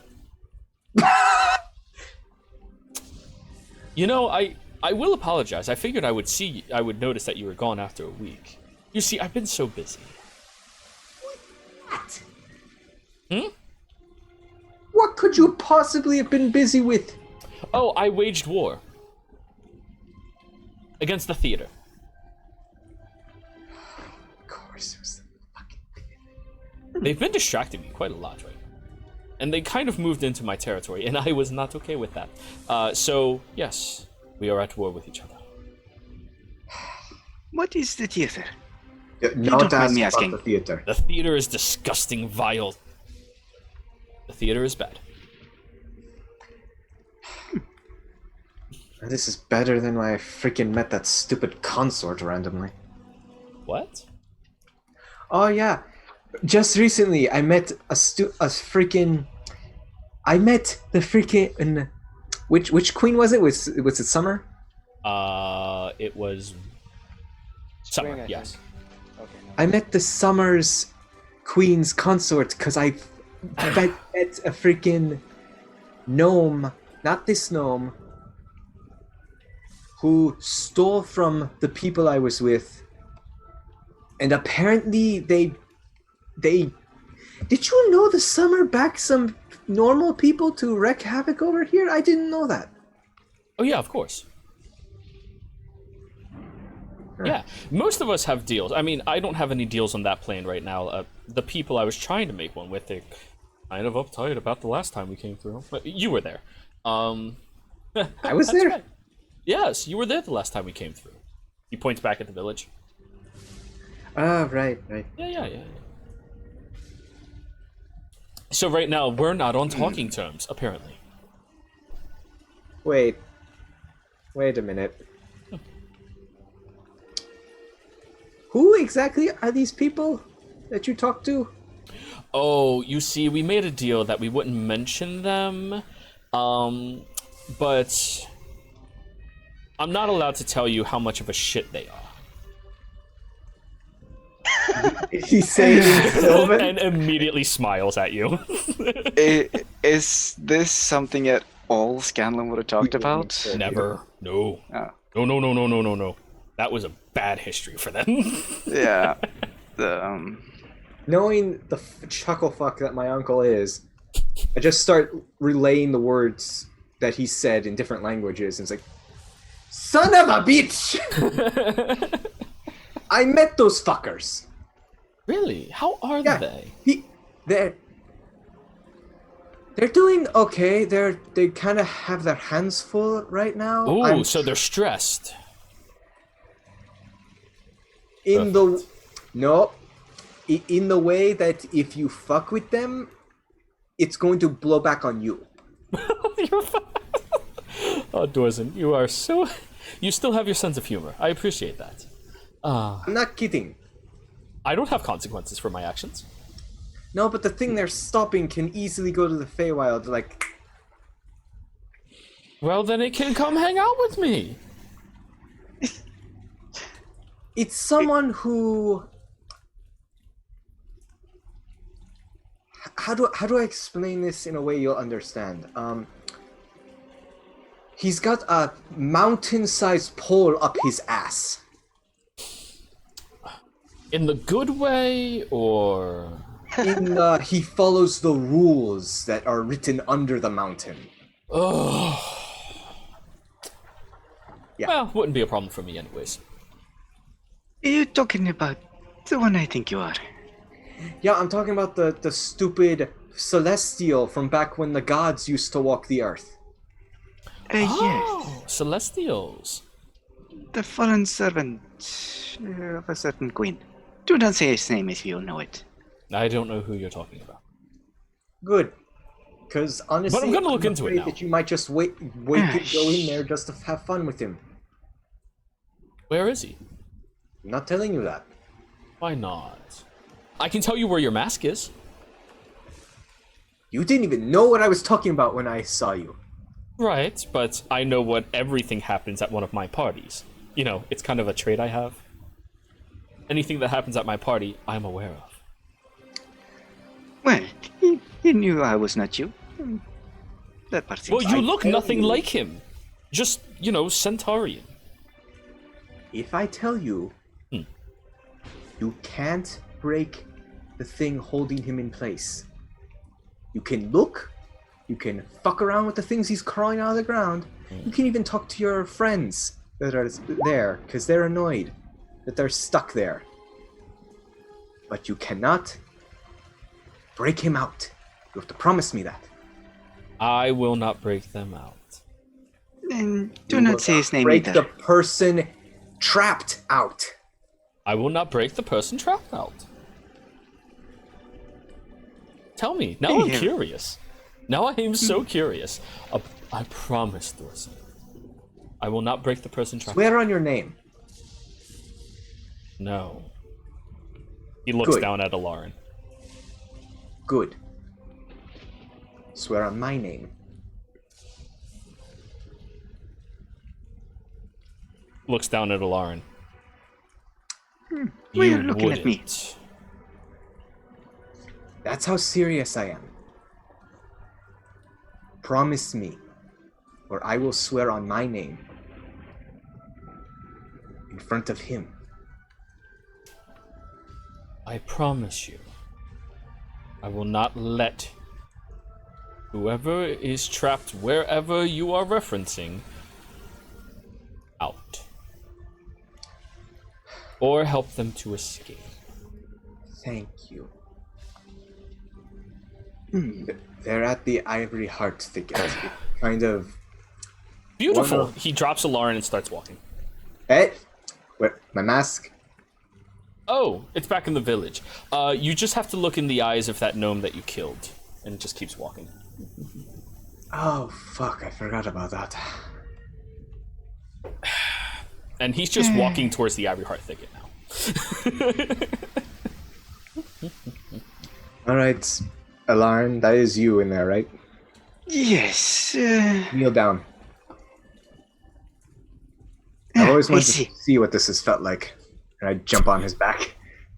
Actually, picks baby him. Alarin is that's right. small It's enough. Prissa. It is large enough to carry baby Prissa. Oh man. We now have a chibi version of what is canon. Muppet babies! Yeah, we're gonna need art of that. There was Looney Tunes. Then there was Looney Tune babies. Now we have Prissa. D&D. Prissa, back over to you.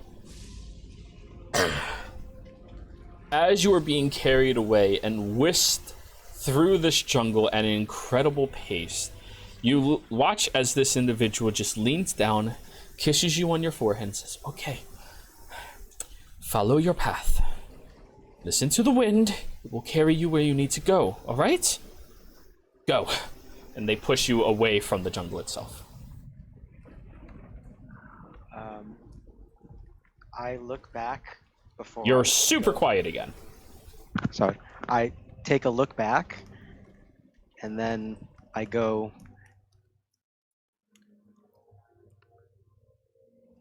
I hear anything on the wind? You go... I go along the path after I take just one Okay, last yeah, look you back. kind of cut out at the end of that. sorry. Lauren, roll a roll a perception check. Okie dokie. 19. Perfect. Prissa, you listen to the whistling, beautiful sounds of the wind as they whisk around you in a very ornate and beautiful manner, almost carrying you through, and it allows you to not look behind you and not see what might be going on in that jungle as you are leaving. And as you keep walking forward down this area, you see up ahead an area filled with music and lovely aroma and a fantastic looking display of food on many different tables. You get a little hungry. Is there anyone around the tables? It's really far away from you, so you I'm- can't see yet. I'm gonna get closer, but I'm gonna try to find the best vantage point, possibly in a tree. Okay.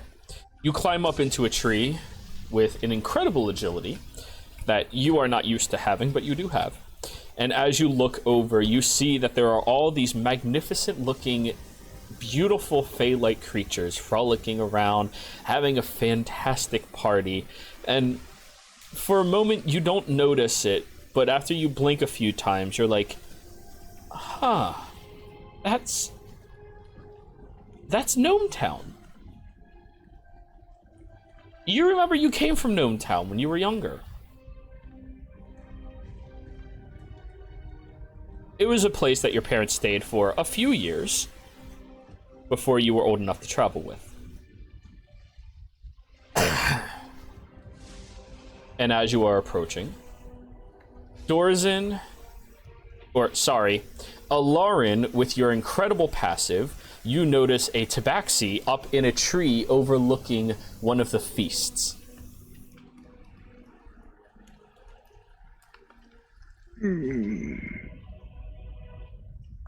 Well, I think we found Prissa. Where? I can barely see anything. Do have quite the eyesight. Over there. And Alarm will start going towards. We'll try to cast Mage Hand on the cat. If that's possible at her age. I don't think it is. At Pris's age, yes.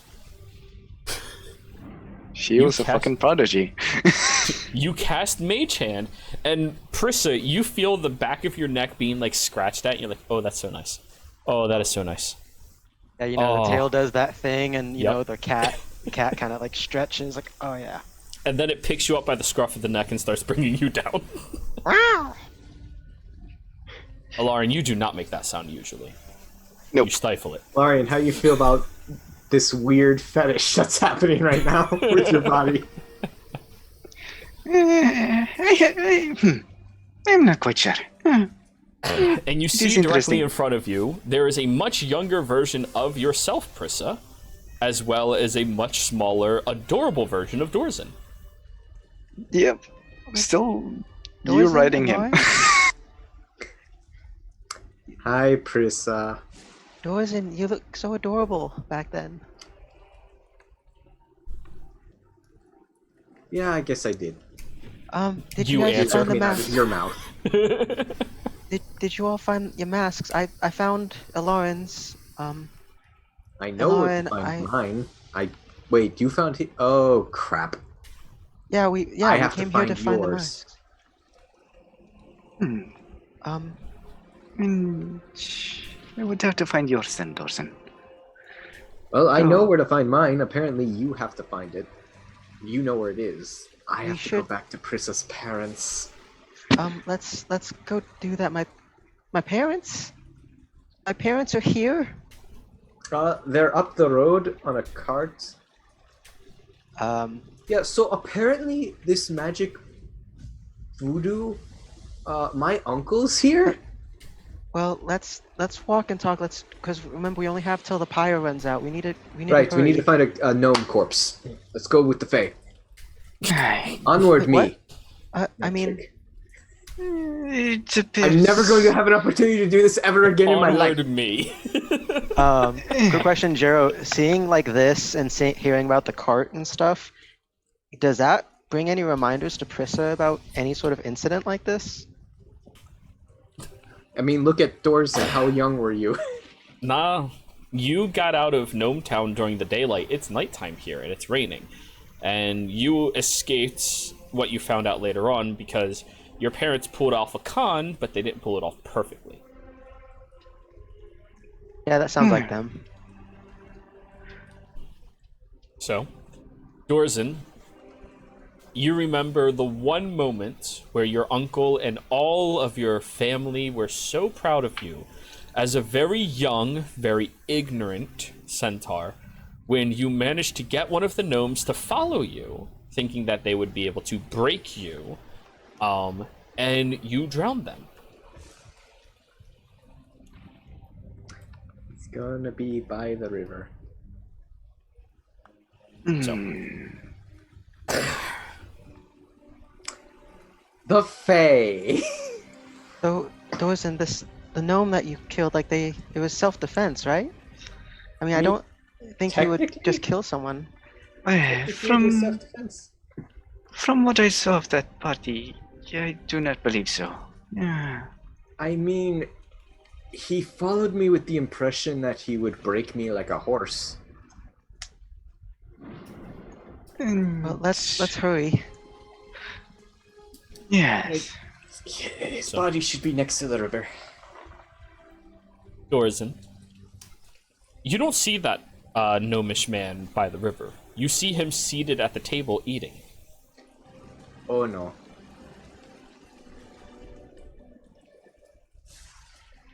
Wait, what? He's at the table bleeding? Eating. You haven't found him yet.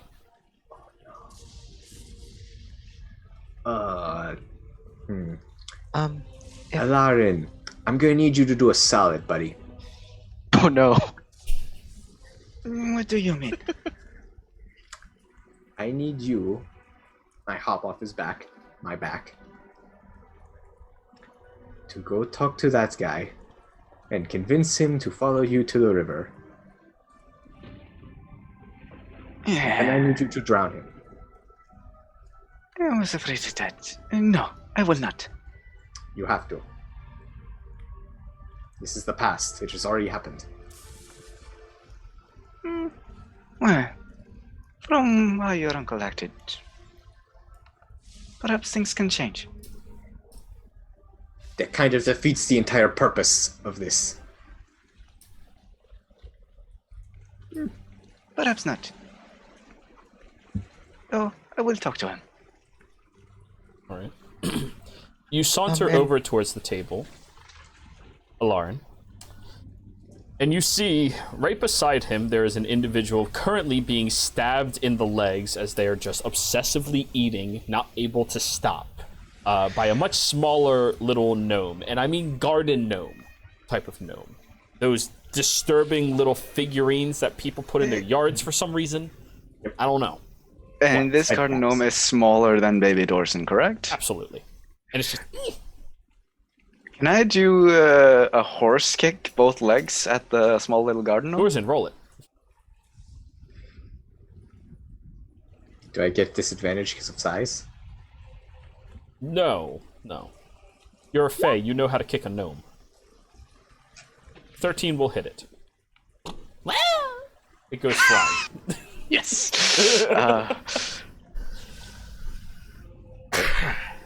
And the other actual gnome who's eating at the table just...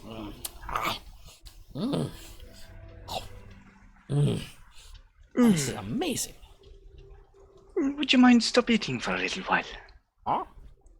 Hey, how you doing? Hey, I'm sorry, do you not see what is happening around you?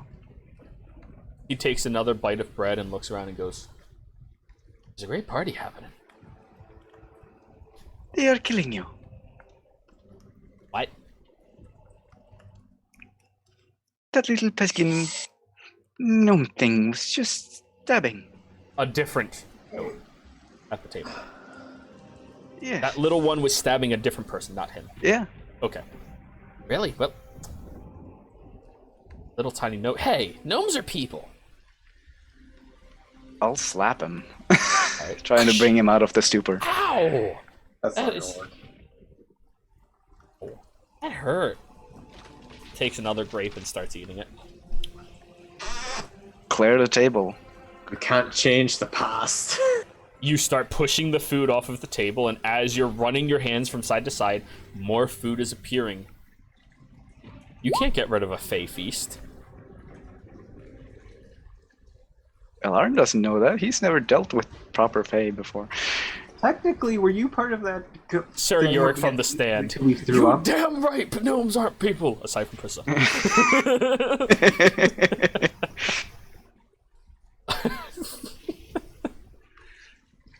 You can't change your fate. Dorzen, you're still on the back of Dorzen. I said I got off because I needed him Okay. to go get him. You know, I'm you're also really, you scratching look like a Chris great Paul. breed. Are you a Mustang? Takes another grape and just...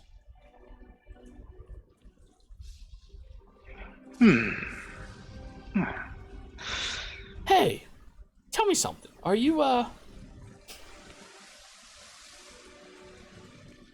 do you like toys? That depends. I have some really fun little contraptions. Really good ones.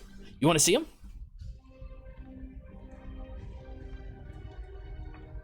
You're Where Mr. are they? Man with the white van. Where are they? Oh, they're right down that hill over there. I leave it in my house. It's stormy, you know, can't bring it out. And you see all of the other Fae are glaring down at him right now, and he doesn't seem to notice. But a few of them are just smiling at you like, yes.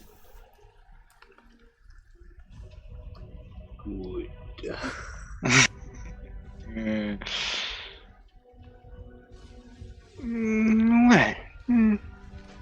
Well, sure thing. Lead the way. Alright, great. and he takes a bowl full of grapes and is eating it as they are walking away. Dorzen, when you did this, actually, Prissa, roll me a history check. Wait, I have to use Pris's stats for my own knowledge? Yes. What's really ironic is the roles that I've been getting good at are the ones I suck at, and the ones I'm supposed to be good at, I've just been rolling horrible.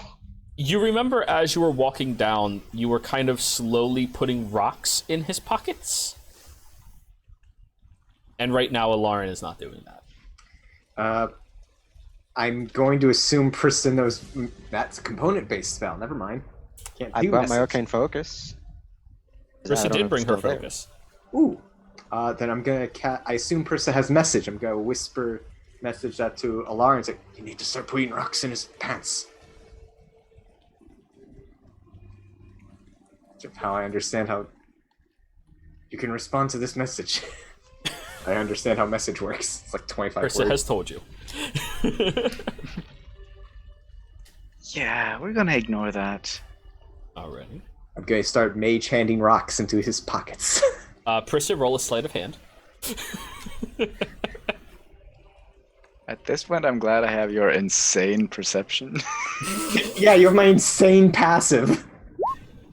16. Damn it, it's going against me. Alarin, you notice the mage hand like filtering rocks into his right pocket. I'm gonna. Lauren, You know, I Lauren, think I have a not saddle gonna- that'll suit you perfectly, actually. He's probably not gonna notice, so I'll take the rocks back out. Roll sleight of hand. Lauren, Oh, buddy. Dorzen, roll sleight of hand. Buddy. And yes, You're Prissa not is trying to talk to Alarin, which is yourself. yeah. Damn it. Alright, good. You're both fighting over. All right, one rock in, one rock out. One in, one out. Alarin, Prissa's trying to talk to you. Yeah. So how? you were trying to talk to you. We need the masks. We need them.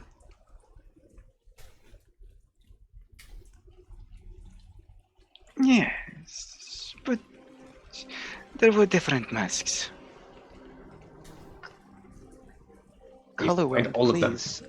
That was just I use Alarin's real name, but I'm just trying to remember if I remember that correctly. Colorwind. Colorwind. No, that was the centaur's name. Yeah, his is Twisting Roads. Oh, twist. Yes. No, but what did that one What Tabaxi you call it? said wasn't his name. I said color because I made the mistake of not remembering that he has 3 different names. I Three I different repeat. names? I say the name that was that the Tabaxi had called Ilarin. Which would have been Alarin, the name, Twisting Road.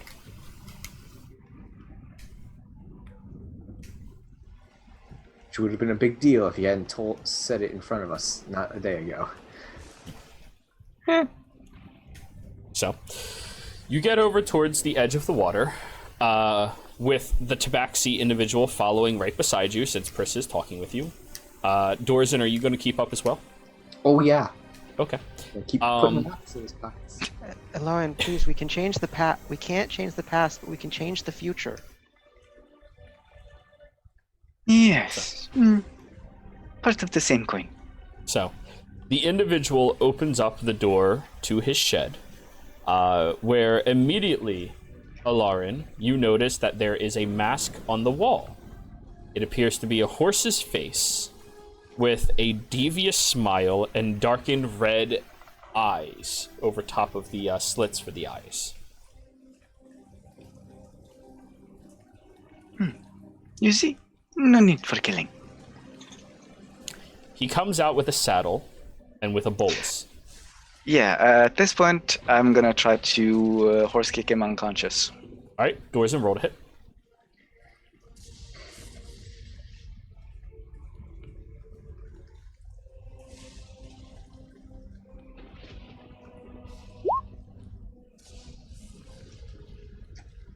$15 will hit. Dorzen, roll damage. The individual comes up, trying to put the saddle on you, and you just rear up and slam him in the chest, which knocks him backwards. And Dorzen, the canister in your hands is really hot right now. It's getting really hot. I throw it at the gnome and firebolt it. Oh, for fuck's You throw it, and then it appears back in your hands. Oh, for fuck's sake, it's from Jimmy! How does it not explode? Oh, I know. I But figured anyways, that one out now. after he's stunned for a second, he's gasping for air on the ground because he got kicked in the fucking chest by a horse. Well, pony, but still. Are the two of you doing anything? Grab the mask and let's go. Yeah, Hurry. I'll go take the mask and get out. You get into the shed, and immediately the individual is in the shed, locking it behind him, grabbing out at a few different straps of leather and goes, no. We're definitely going to take you. Are we also in there, or is it just him? Dorzen's not, but Alarin was the one that said he ran in and got it. Nobody else did. Ah, Yeah, screw it. I'll non-lethally horse kick him until he goes down. Dorzen.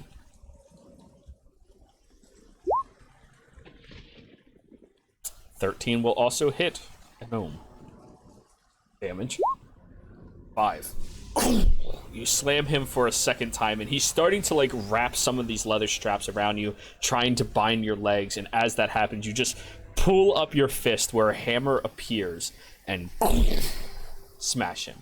Non-lethally, as you declared. And he just passes out. You now have the horse mask in your hand. I will take the mask and try to go out. Open the door, walking outside. There. I got the mask. I'm not sure if it's required, but I wore yours, Alarin. I'm sorry about. We need to get my mask. Let's hurry. Is something wrong, Prisa? I saw your past, and I felt what you felt about wanting to be free. And I don't know if it's a requirement, but you may have to wear the mask temporarily.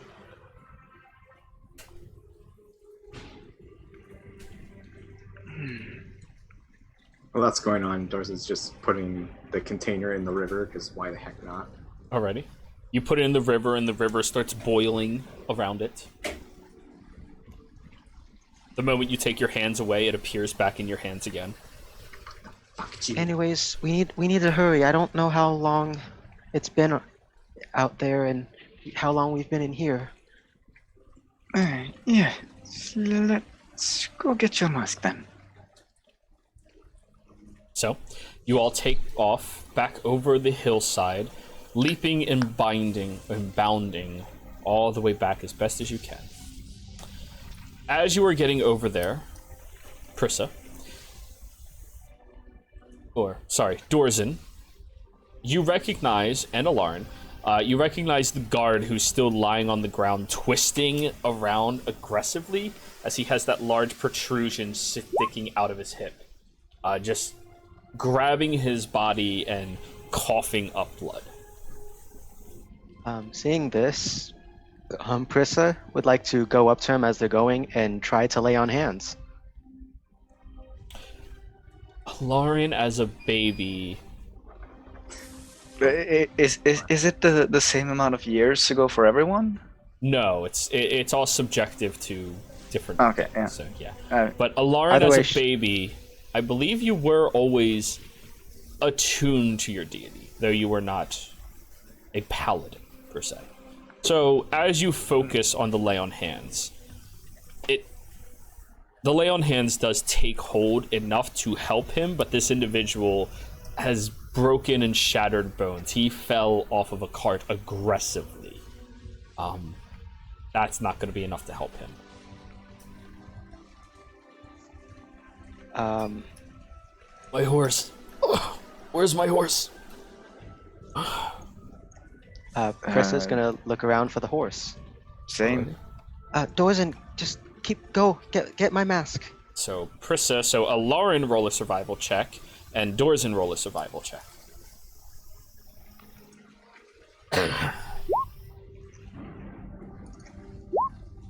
And actual Dorzen, while you're holding the canister, it is glowing red hot right now. Your hands can barely even hold on to it at this point in time. Is this guy supposed to die? Is that what's happening? I don't... But anyways, Alarin, so Prissa, you go taking off, and you run on all fours in a way that you've seen Alarin do, and it's actually very fun, before leaping back up and running at a normal pace. You're looking around until eventually you come across a bit of a hay-ridden area where you see a horse is kneeled down chewing on the grass. Anything else around the horse, or just the horse? It has a saddle on. It has tapestry of the Gnome Town Guard. Yeah, Prissa's going to calmly get the horse by the reins and attempt to ride it back to its owner. Alarin, roll animal handling. Okie dokie. That's not my best one. Oh no. You're trying to get the horse, but it seems slightly injured, so it starts backing away from you very aggressively. Can Prissa, as Alarin, once again attempt to lay on hands to make the horse not be limping? You used what you had for the guardsman. Shit. Back then, he didn't have any capability quite that good. And then, in that case, Prissa, as Alarin, will attempt to help this horse however she can. Oh, medicine, maybe, I don't know. Alarin, medicine. Going on, Doors and Prissa is going to, as fast as gnomish legs can carry, go back to her parents. Rolling badly. Yeah, the horse isn't letting you get closer, and it starts moving away. Dorzen, as you are running back as Prissa, trying to catch up with her parents, you see them both just heavily breathing, sitting on the side of the road. They don't seem to notice you, and they both seem to be throwing their arms in the air, going, "Fuck! How could we lose her? I swear. What the hell was that giant thing? Oh, this is bad. This is bad. This is so bad. Oh, God. We need somebody. We need somebody that can get closer to her. Fuck.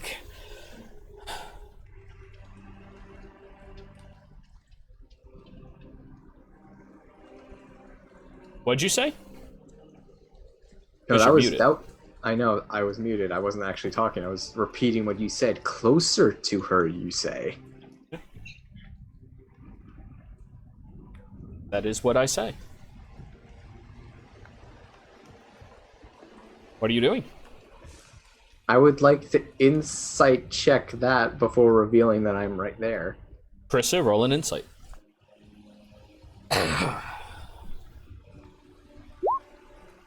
Oh, yeah, sure. Oh. I'm so sorry, Prissa. But they seem to be referring to somebody that they are spiteful and that they are wanting something from.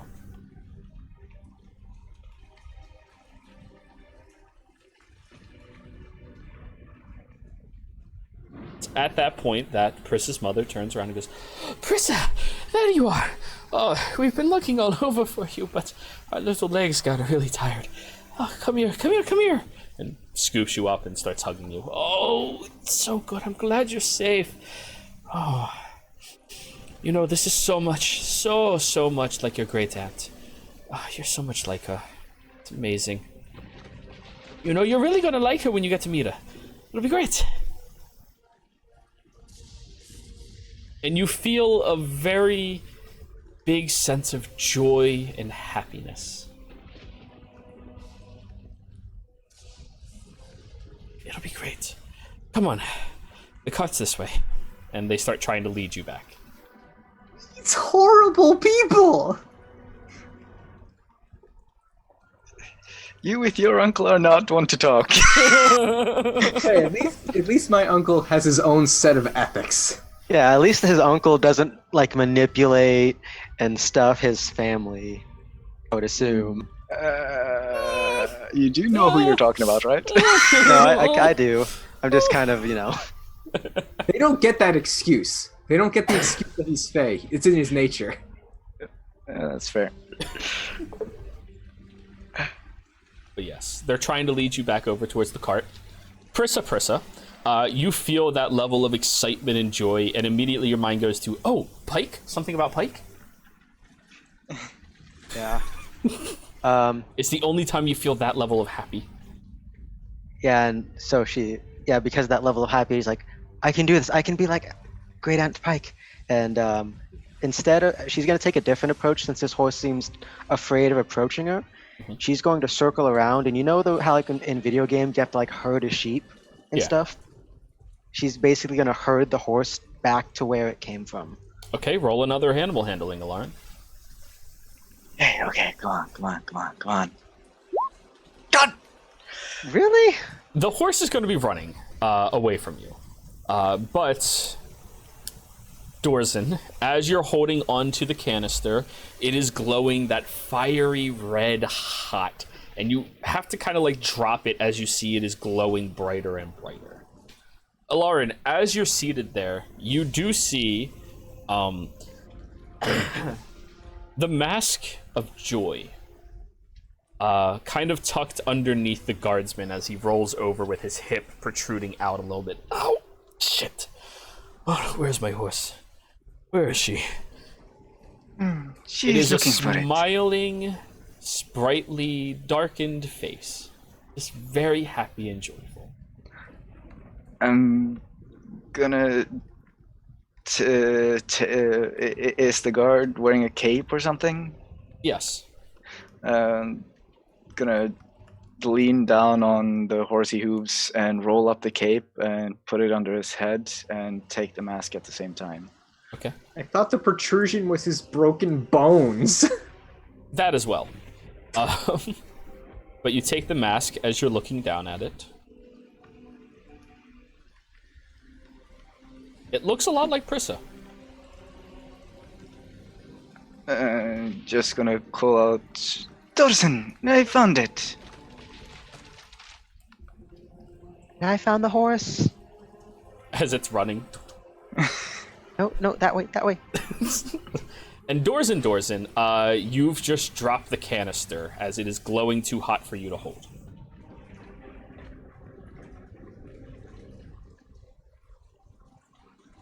I don't think Prissa can get away with magic, so I guess I'll have to do it the old-fashioned way. What? I don't know she's a child. I don't think she has more than cantrips. Oh no, but Mage Hand's still a cantrip. How far away is Alarin with Prissa's mask? About 15, 20 feet away. Oh, I can Mage Hand that back then. Yeah. Yeah, so we'll Mage Hand Prissa's masks to me, Prissa. Okay. You bring it on up to you. And you put it on? Yeah. Vietnam flashback. As soon as you adorn the mask, you see a multitude of different instances in your life. From the very, very young age of tiny Prissa that you are now, leading further and further through your life, through all of the years that she grew up with these people. Every time they are trying to talk to her, whisper all of the amazing stories about Pike Trickfoot, how incredible they are, and how incredible all of Vox Machina is. Every single time, Prissa being more than giddy and excited for this story. It's the one time she gets to hang out with her parents, sit down and enjoy it.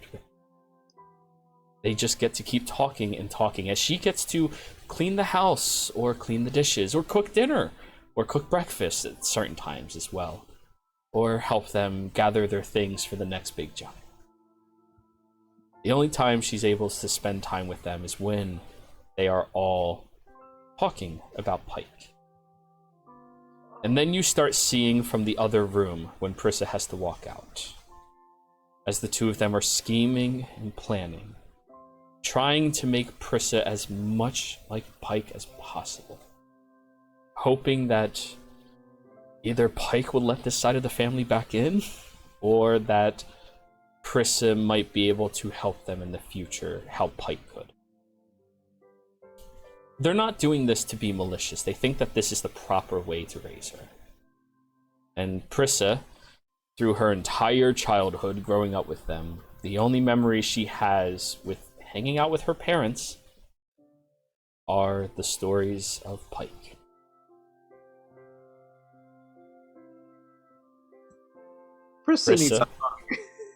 Prissa feels Dorzin become incredibly saddened and have a little bit of a lustful heart for attention and for acceptance. Oh, yeah, Prissa knows what that one is then. It's the one thing you never want to admit to yourself.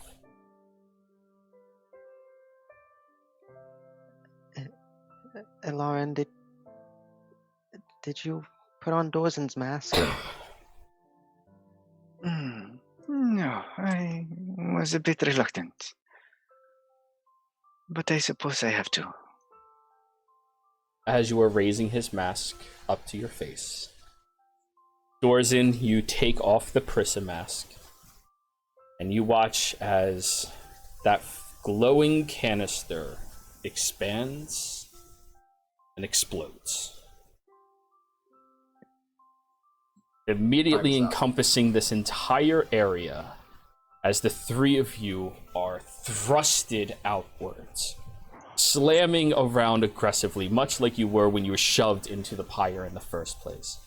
And everybody outside watching the flames this entire time, you've listened to the conversations, but you haven't seen anything, as they are whispered through the fires themselves, having to concentrate on the crackling of the flames as this transpired. And all of a sudden, Jimmy, you step 60 feet back, as you see your canister glowing brightly and explodes the fire outwards, leaving nothing but little bits of embers, small flames, and the three of them lying on the ground around, each one holding a mask. So, how much time did Jimmy lose us with that explosion?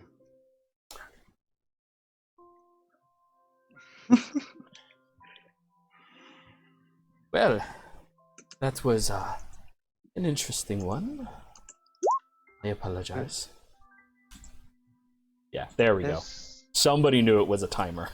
I know, I knew it was a timer too, but that's why I was like, go, go, go, go, go, go, go, go, go. This is the get it done button.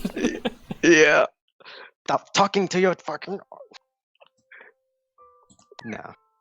That was some good lore stuff. Do they look to be alive after that explosion? Yes. And they seemed unscathed by the fires or the smoke or anything else. Just quick question I'd have to ask. What about the clothes? Your clothes are fine. Okay, good. Yeah. As all of you slowly start raising back into your own selves, adjusting back to the much taller heights for each of you, except Prissa. You're still the height of Alarin when he was a baby. So...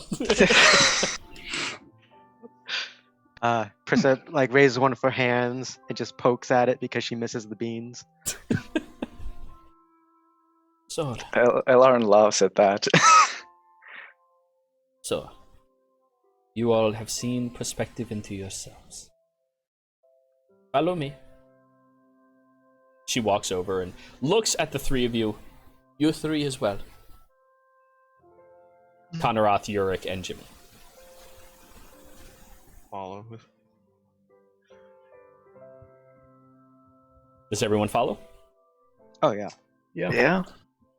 Prissa's a little bit reluctant, but she does. You get into her tent, and she goes around to the other side of the fire. So, the mistress has shown you quite a bit about who you are. For full transparency, none of us saw anything you may have seen, but we heard everything that you said. Oh, that's really good. I didn't say anything important then.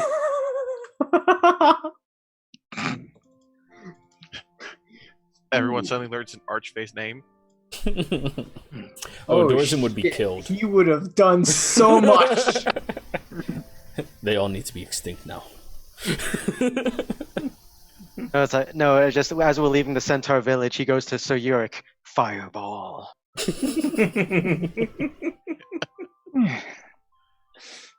Well, it I would certainly was never. interesting. Interesting. I'm upset. You didn't wear mine. No, I did not. The time went out. But I did pick some of your past, nonetheless. Prissa, I'm not sure why you wasted a perfectly good cookie, but fair enough. It helped. Oh, well, I'm glad. Who did you give a cookie to? Well, Quick question, Joe. To that question, while I was in Aloran's body, would I have heard or at least somehow known that one Tabaxi's name? No. She did not speak it, nobody else spoke it. It was her, and Prissa will minor illusion to show that one Tabaxi looking at Aloran. I Lauren, the gave it to individual her. is incredibly familiar to you. Half Tabaxi, not full.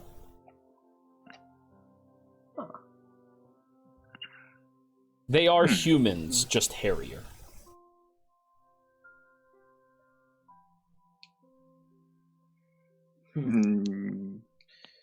Very familiar, as in knows the name. Not quite that familiar, but they look very familiar, like an old memory. You're like, It's kind of like going through an old photo album, or not photo album, old yearbook from like elementary school. Like, oh shit, that person. I cannot quite place it, but I believe I know this person. They were very nice, so I gave them the cookie. That was sweet of you.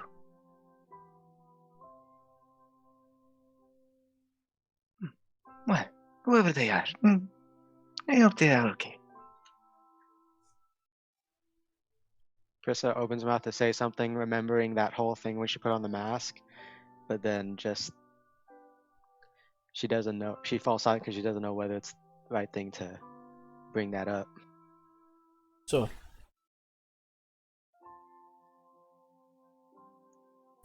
I think you all need to have a long conversation about what you all learned. And then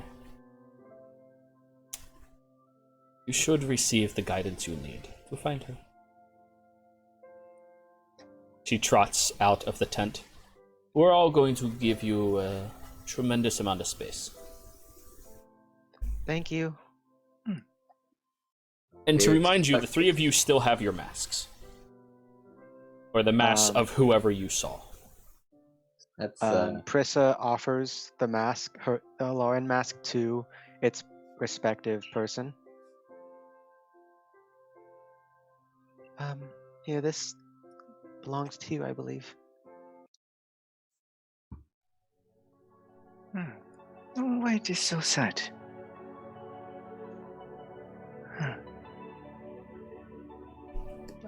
Well, you're a very free spirit, Lauren.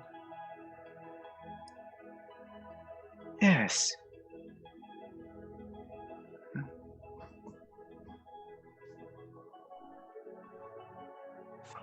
Lauren will take the mask while just holding out his hand with the Dorsen's mask to him and put it on. You putting on your mask or Dorsen's mask? Giving Dorsen's mask to Dorsen while putting on his own. Lauren, you see exactly what I expressed before. Well, we want you to repeat the whole thing word for word. Just Nope. That's not needed. What is needed, Dorsen putting on his own mask. That trippy bullshit. Experiencing life. Again. The amount of peer pressure that comes from the Fae themselves is tremendous. You don't even realize you're really affected by it because you just want to make all of the other Faes that are bigger, better, smarter, more deceptive, more creative, proud of you. And as you wear it, you have somebody whisper into your ear softly, "So then, are you going to participate in the fun?" Feel a little regret. You don't really want to do what they're doing. You're having enough fun as is. It's a fun time to dance around and enjoy food and talk to new people. It's fun. But you also don't want to disappoint anybody else. This is just after having a long conversation with your uncle. How he wants to make sure you represent the family properly.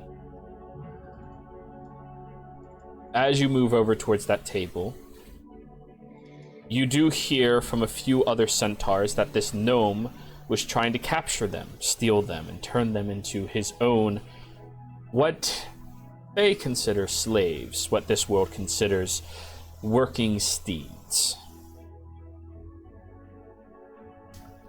Well,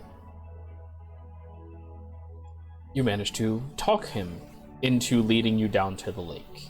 He seemed to think that he was manipulating you, and this is your first time manipulating somebody. As you were going down there, slowly slipping rock after rock after rock into his pockets. When he turns to go over towards the door, pulling out his keys to unlock it, you charge forward, slamming your body into his, knocking the air out and dragging him over to the water. You remember seeing the dozen or so other Fae standing around, laughing joyously, pointing and making fun of the gnome as he is now being sunken down to the bottom of this little pool of water. He's trying to fight back as best as he can, and you're just standing over there, and you have a sense of panic going, "Oh no, what did I do?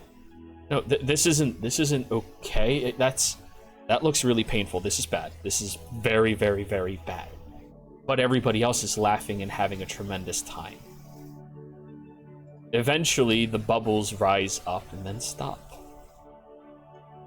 And when everybody else heads back to the party, you stand there and watch.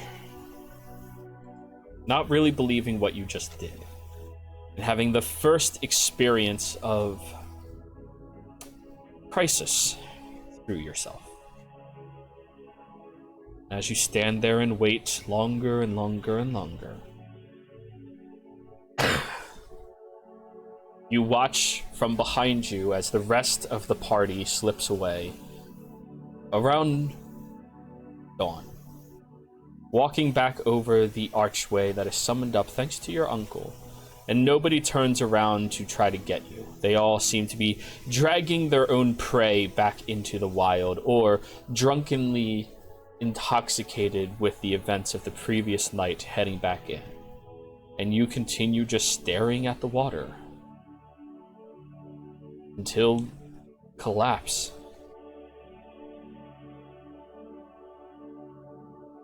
It's all the last that you see. Everything else you remember, Dorsen.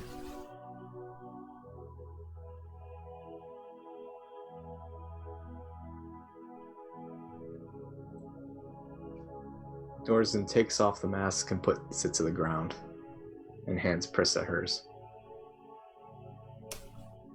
Prissa, you experience the exact same thing. Always pushing out the memory of your parents' plan out of your head. Until you were old enough that they stopped talking about it, even when you were in the house. A little part of you wonders if you were more like Pike, if they would be better people.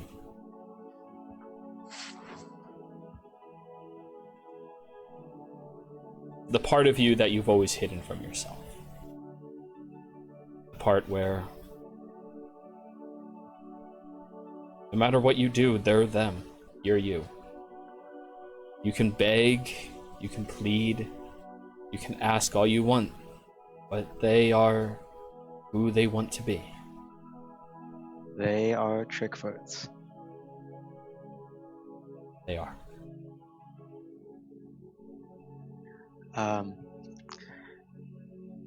Starts off as kind of a giggle, and then it just becomes like this, like a laughter, is like she's pulling it off. But as she's like laughing, it starts to turn into kind of a sob as she just begins to cry.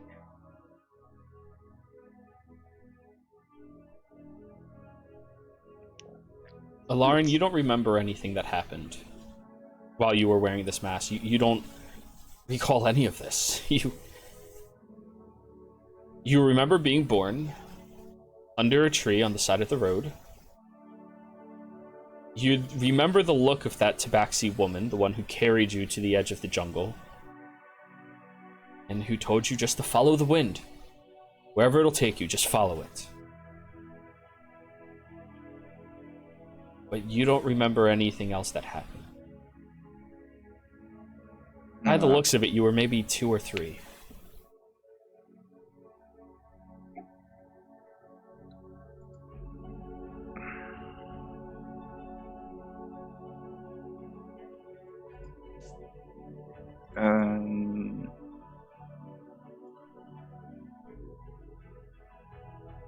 Alarm doesn't say anything.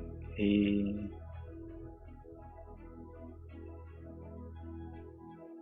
picks up his ocarina and starts playing a somber song, but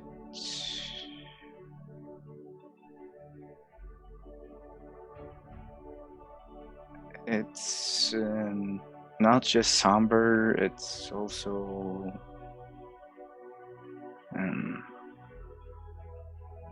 I have a hard time describing that. Passionate? Yeah. Melancholy? No, not melancholy. It's The other 3. Watch your 3 allies experiencing their own truths for themselves. Are the 3 of you doing anything?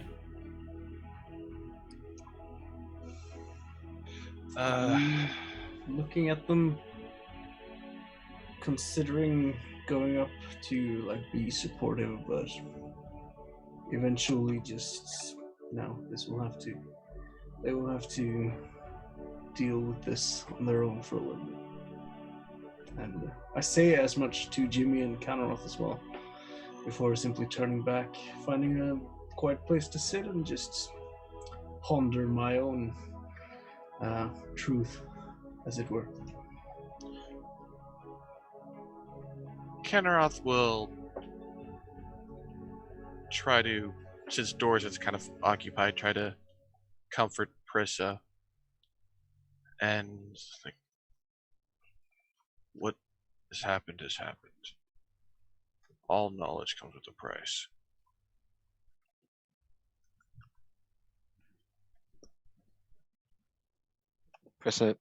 Prissa's still sobbing, but she's nodding that she's heard you. Just let it out. It is better to not keep it bottled up.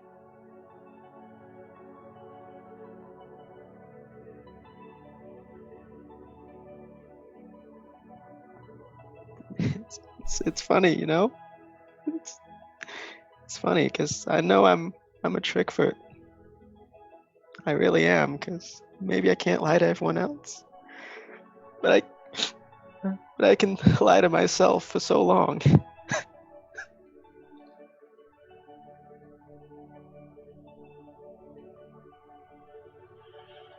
You can't deny what you are.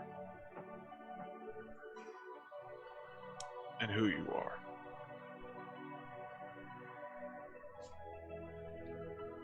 For what it's worth, I don't feel like you lied to me. I feel like I've known you this whole time. You're Prissa.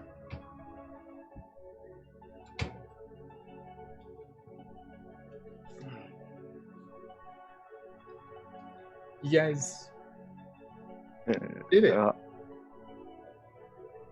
Alarm takes a short pause from playing.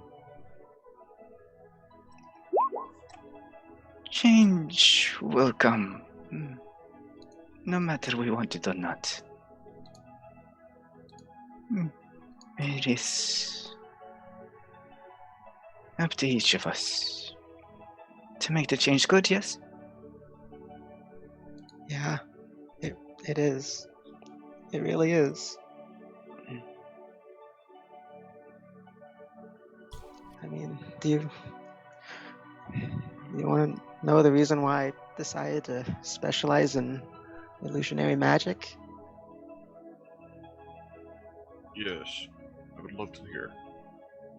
It's because I heard that they could make the most experienced illusionists, they could make their illusions, their magical lies, so to speak, they could make them a reality. And I wanted to follow in that kind of footsteps. I wanted to make my lie a reality.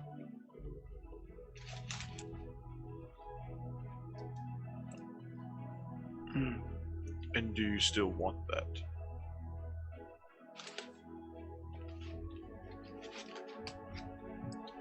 I don't know what I want right now. And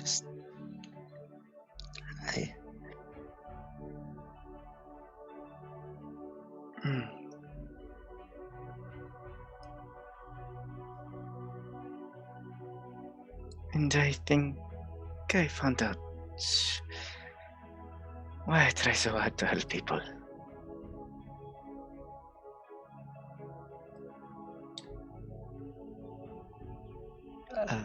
Prissa keeps sniffling and trying to wipes her eyes and stuff. But seeing that Dorzen's been silent for a while, she looks to him with worry. Dorzen, I'm sorry, we've been focused on me and Alon. Are you okay with everything?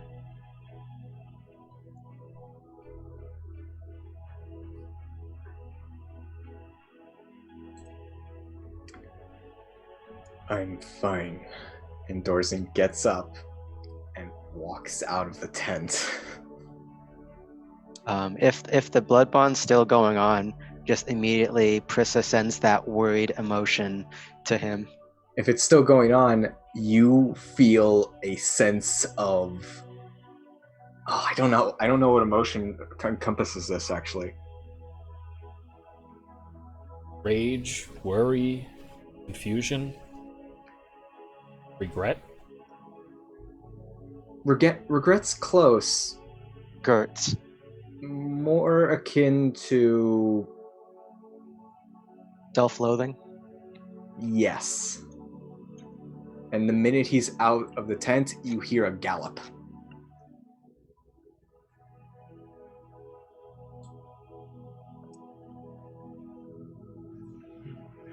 He might just need time. Everyone deals differently with past, present, and future. Well, it's up to us to change the future and make it better. Right? Yes. Lauren. The stone that you keep in your circlet begins shaking aggressively.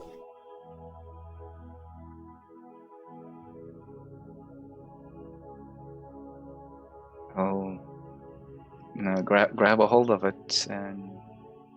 You watch as the stone itself appears to be an eye. A purple iris blinking with long lashes.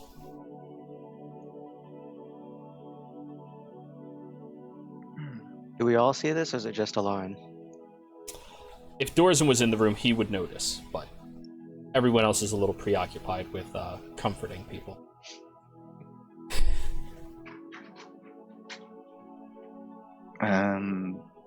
Lauren will look into the eye.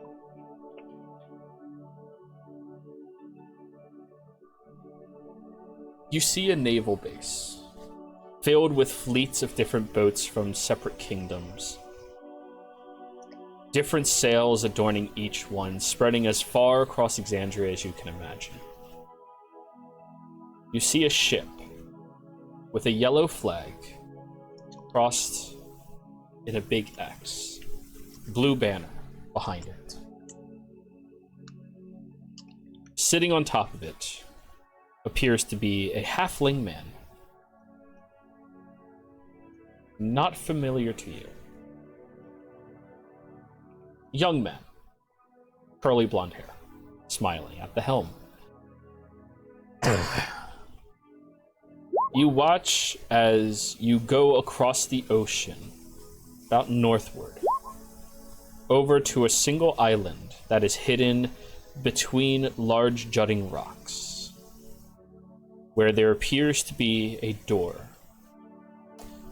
The door itself has magical incantations written across it in large purple calligraphy. Glowing runes separate it from every other aspect of this area. And then the eye blinks. You blink, and it returns to being a stone.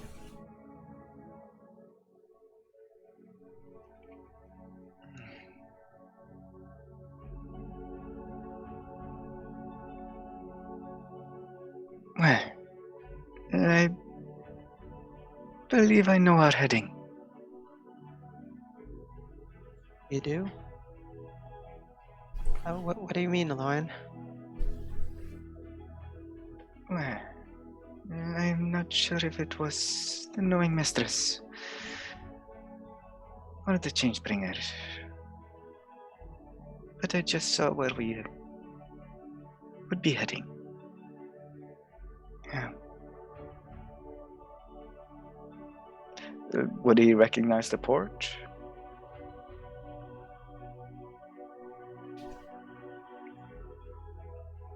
I'll say yes. Iman.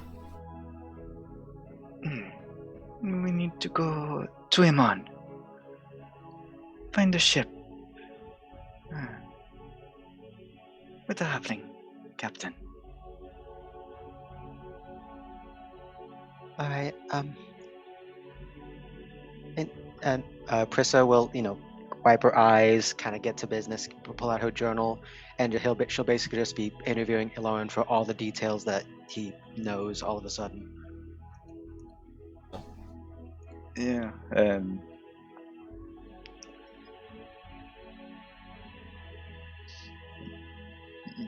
you see Lauren cry for the first time in these 1.5 years. Wait, as he's describing it? As he's describing it. Lauren, is everything okay?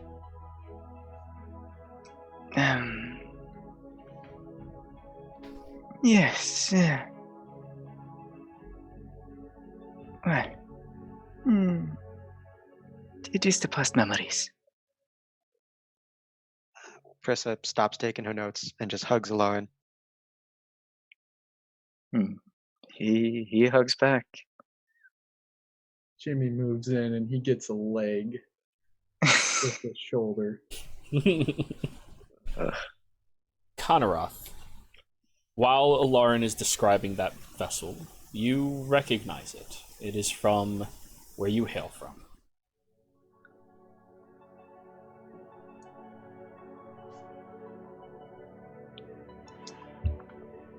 I know this ship. It is from Wildmount. Can you write that in my journal? I'm a bit busy right now. Sure. Unless you want to get in on this. I'll pick up her journal, write it in there, and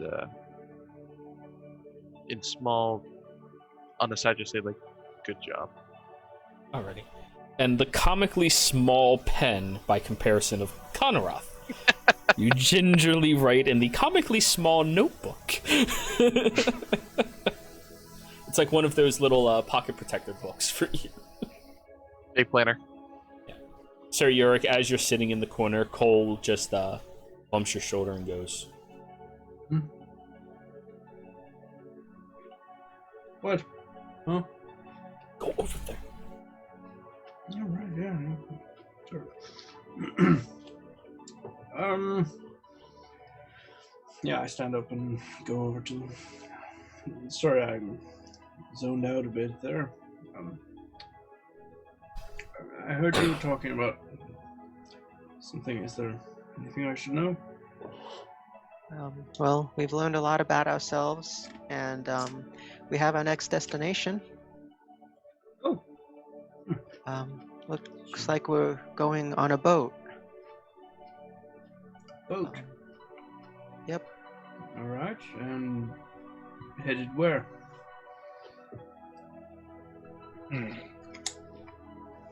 To a hidden island is what you said, right, Aloran? Yes. It is northward.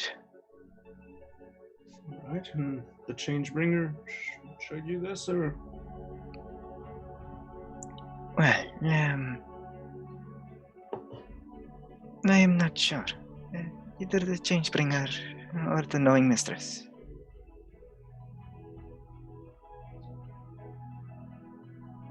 Lauren, as you say it out loud, you realize what the stone is that you have. The Ioun stone. Oh, the Ioun stone. I thought you were talking about the necklace. The Ioun stone is just circling around his ear. Right, but you said you removed it for this. It's attached to a circlet before you use it to circle. Okay. That's why I was confused. It is an Ioun stone. Yeah. Wink. Okay. Now then I'm not confused anymore. Then I will retcon to just say it was the Knowing Mistress, and no doubt about that. Well,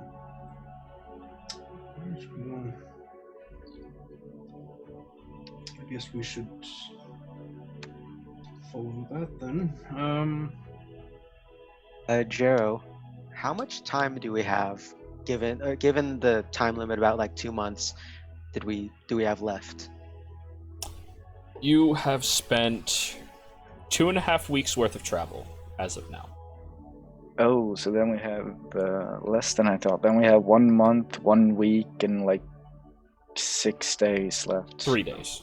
It's 4 going to take days. at least a week to get back to Amon by carriage. 5.5 weeks. No, we have a teleportation circle. We can literally leave. Does Jimmy carriage? Does Jimmy want to leave his carriage behind? I mean, it's Alarin's carriage. Jimmy can reclaim anything. Along with all of whatever that kid's name Jeffy's is. stuff. Yeah, I Jeffy can make it a have the little card. easier for you. Well, Yeah. if all of you are going there, I mean, I can bring the carriage over. That's not a problem. There it is. Hi, I am an NPC. More than happy to assist you in what you are doing because we're such good friends. Yeah, Should because we? Oh, would you be willing to protect Sir Jaffe? Oh, Cole? I mean, my first protection detail? I suppose. I feel like Does that this is the allow me beginning to of it. Treat him how I want? What do you Cole's mean? gonna show up in Iman and be a level 7 fighter. He's gonna be like fully. Oh, no, I just Do you no, I know just how imagine. horrendous we were? He's gonna be 2 more levels in Barbarian, a level in Artificer, and a level in Fighter. No, well, no, because I kind of imagine this like this is the beginning of a new adventuring party, but full of NPCs. Like they'll pick up some additional weirdos along the way. That has happened in other games. Yeah. Mincemeat the Swole. yeah, 'cause I was about to say, what are the chances of something going horribly wrong with Jimmy's stuff if we try to put that through a teleportation circle? Yes. But I'm not trying to volunteer Cole. That's Yeah, just. That's well, I'll protect him, no problem. I need to make you some sandwiches for the road, though. That would be yes. And I think Dorzen needs some time to cool off. He seemed a little upset. He might need a day. Yes, That's I fine. don't suppose we are talking about going right away. No. I'll start hope making you- some PB&Js. All right. I'm not sure what that is, but oh, do you mean peanut butter and yes, those are. I shorten it those to are- waste less time. Yes, those are good. And Dorzen. Yes, Conroth? Can I try and find Marley Bob's Sure. after Dorzen? After Dorzen, No, do it now. I'll try and find Marley Bob's. You walk out and you see a 30-foot gap between this tent and everybody else right now, and she's kind of just standing over on the side, having a nice little conversation, and she turns over and just waves at you. Keeps talking. Walk over to her. Hello. Hello. We know where we need to head. Good. That was quite the trial. Inner perspective is a difficult thing to come to grips with. For some people, it can be as easy as falling over and standing back up. This is true. Some would say also with reason and truth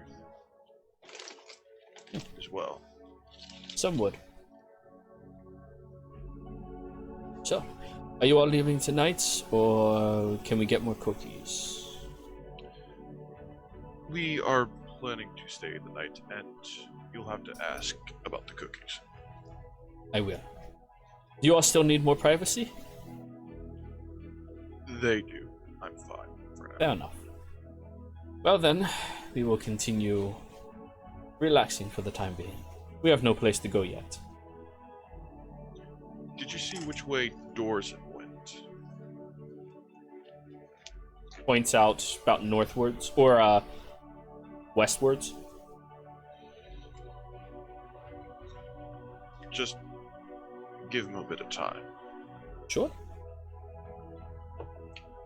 Dorzen, as you were running around out here, sprinting as quickly as you can, trying to evade every memory that is stuck inside of your head, you do come across a couple of separated groups of these centaurs that are also just running to enjoy themselves, breathing in the air and relaxing, and both of them just wave, none the wiser of exactly what type of person you were. The one jogs and then has to hurry to keep up with you. Hey man, is everything good?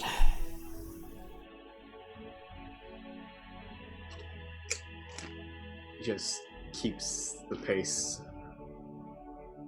Are you solid, man? I know this great path over by a little river. It gets a little splash on you. You feel really good. He quickens his pace. Already. Hey, is everything... You watch as an arrow soars past you and pierces directly into him. Oh shit. I have Sentinel. Could I have deflected that? You can only deflect somebody who's attacking. It slams into his chest, and he stops running and goes to a slowed trot. As you see a group of masked individuals moving towards you, each one in blackened armor and robes with a perfect purple circle across their chest. That's where we're ending tonight's session. Oh fuck. Cliffhangers with you, Jero. Cliffhangers. Yeah. I didn't ask if I recognize that, but okay. Well, anyways. Well, I mean, Everybody, do we thank you know- for playing. Viewers, thank you for watching. I hope you all had a fantastic time. Goodbye.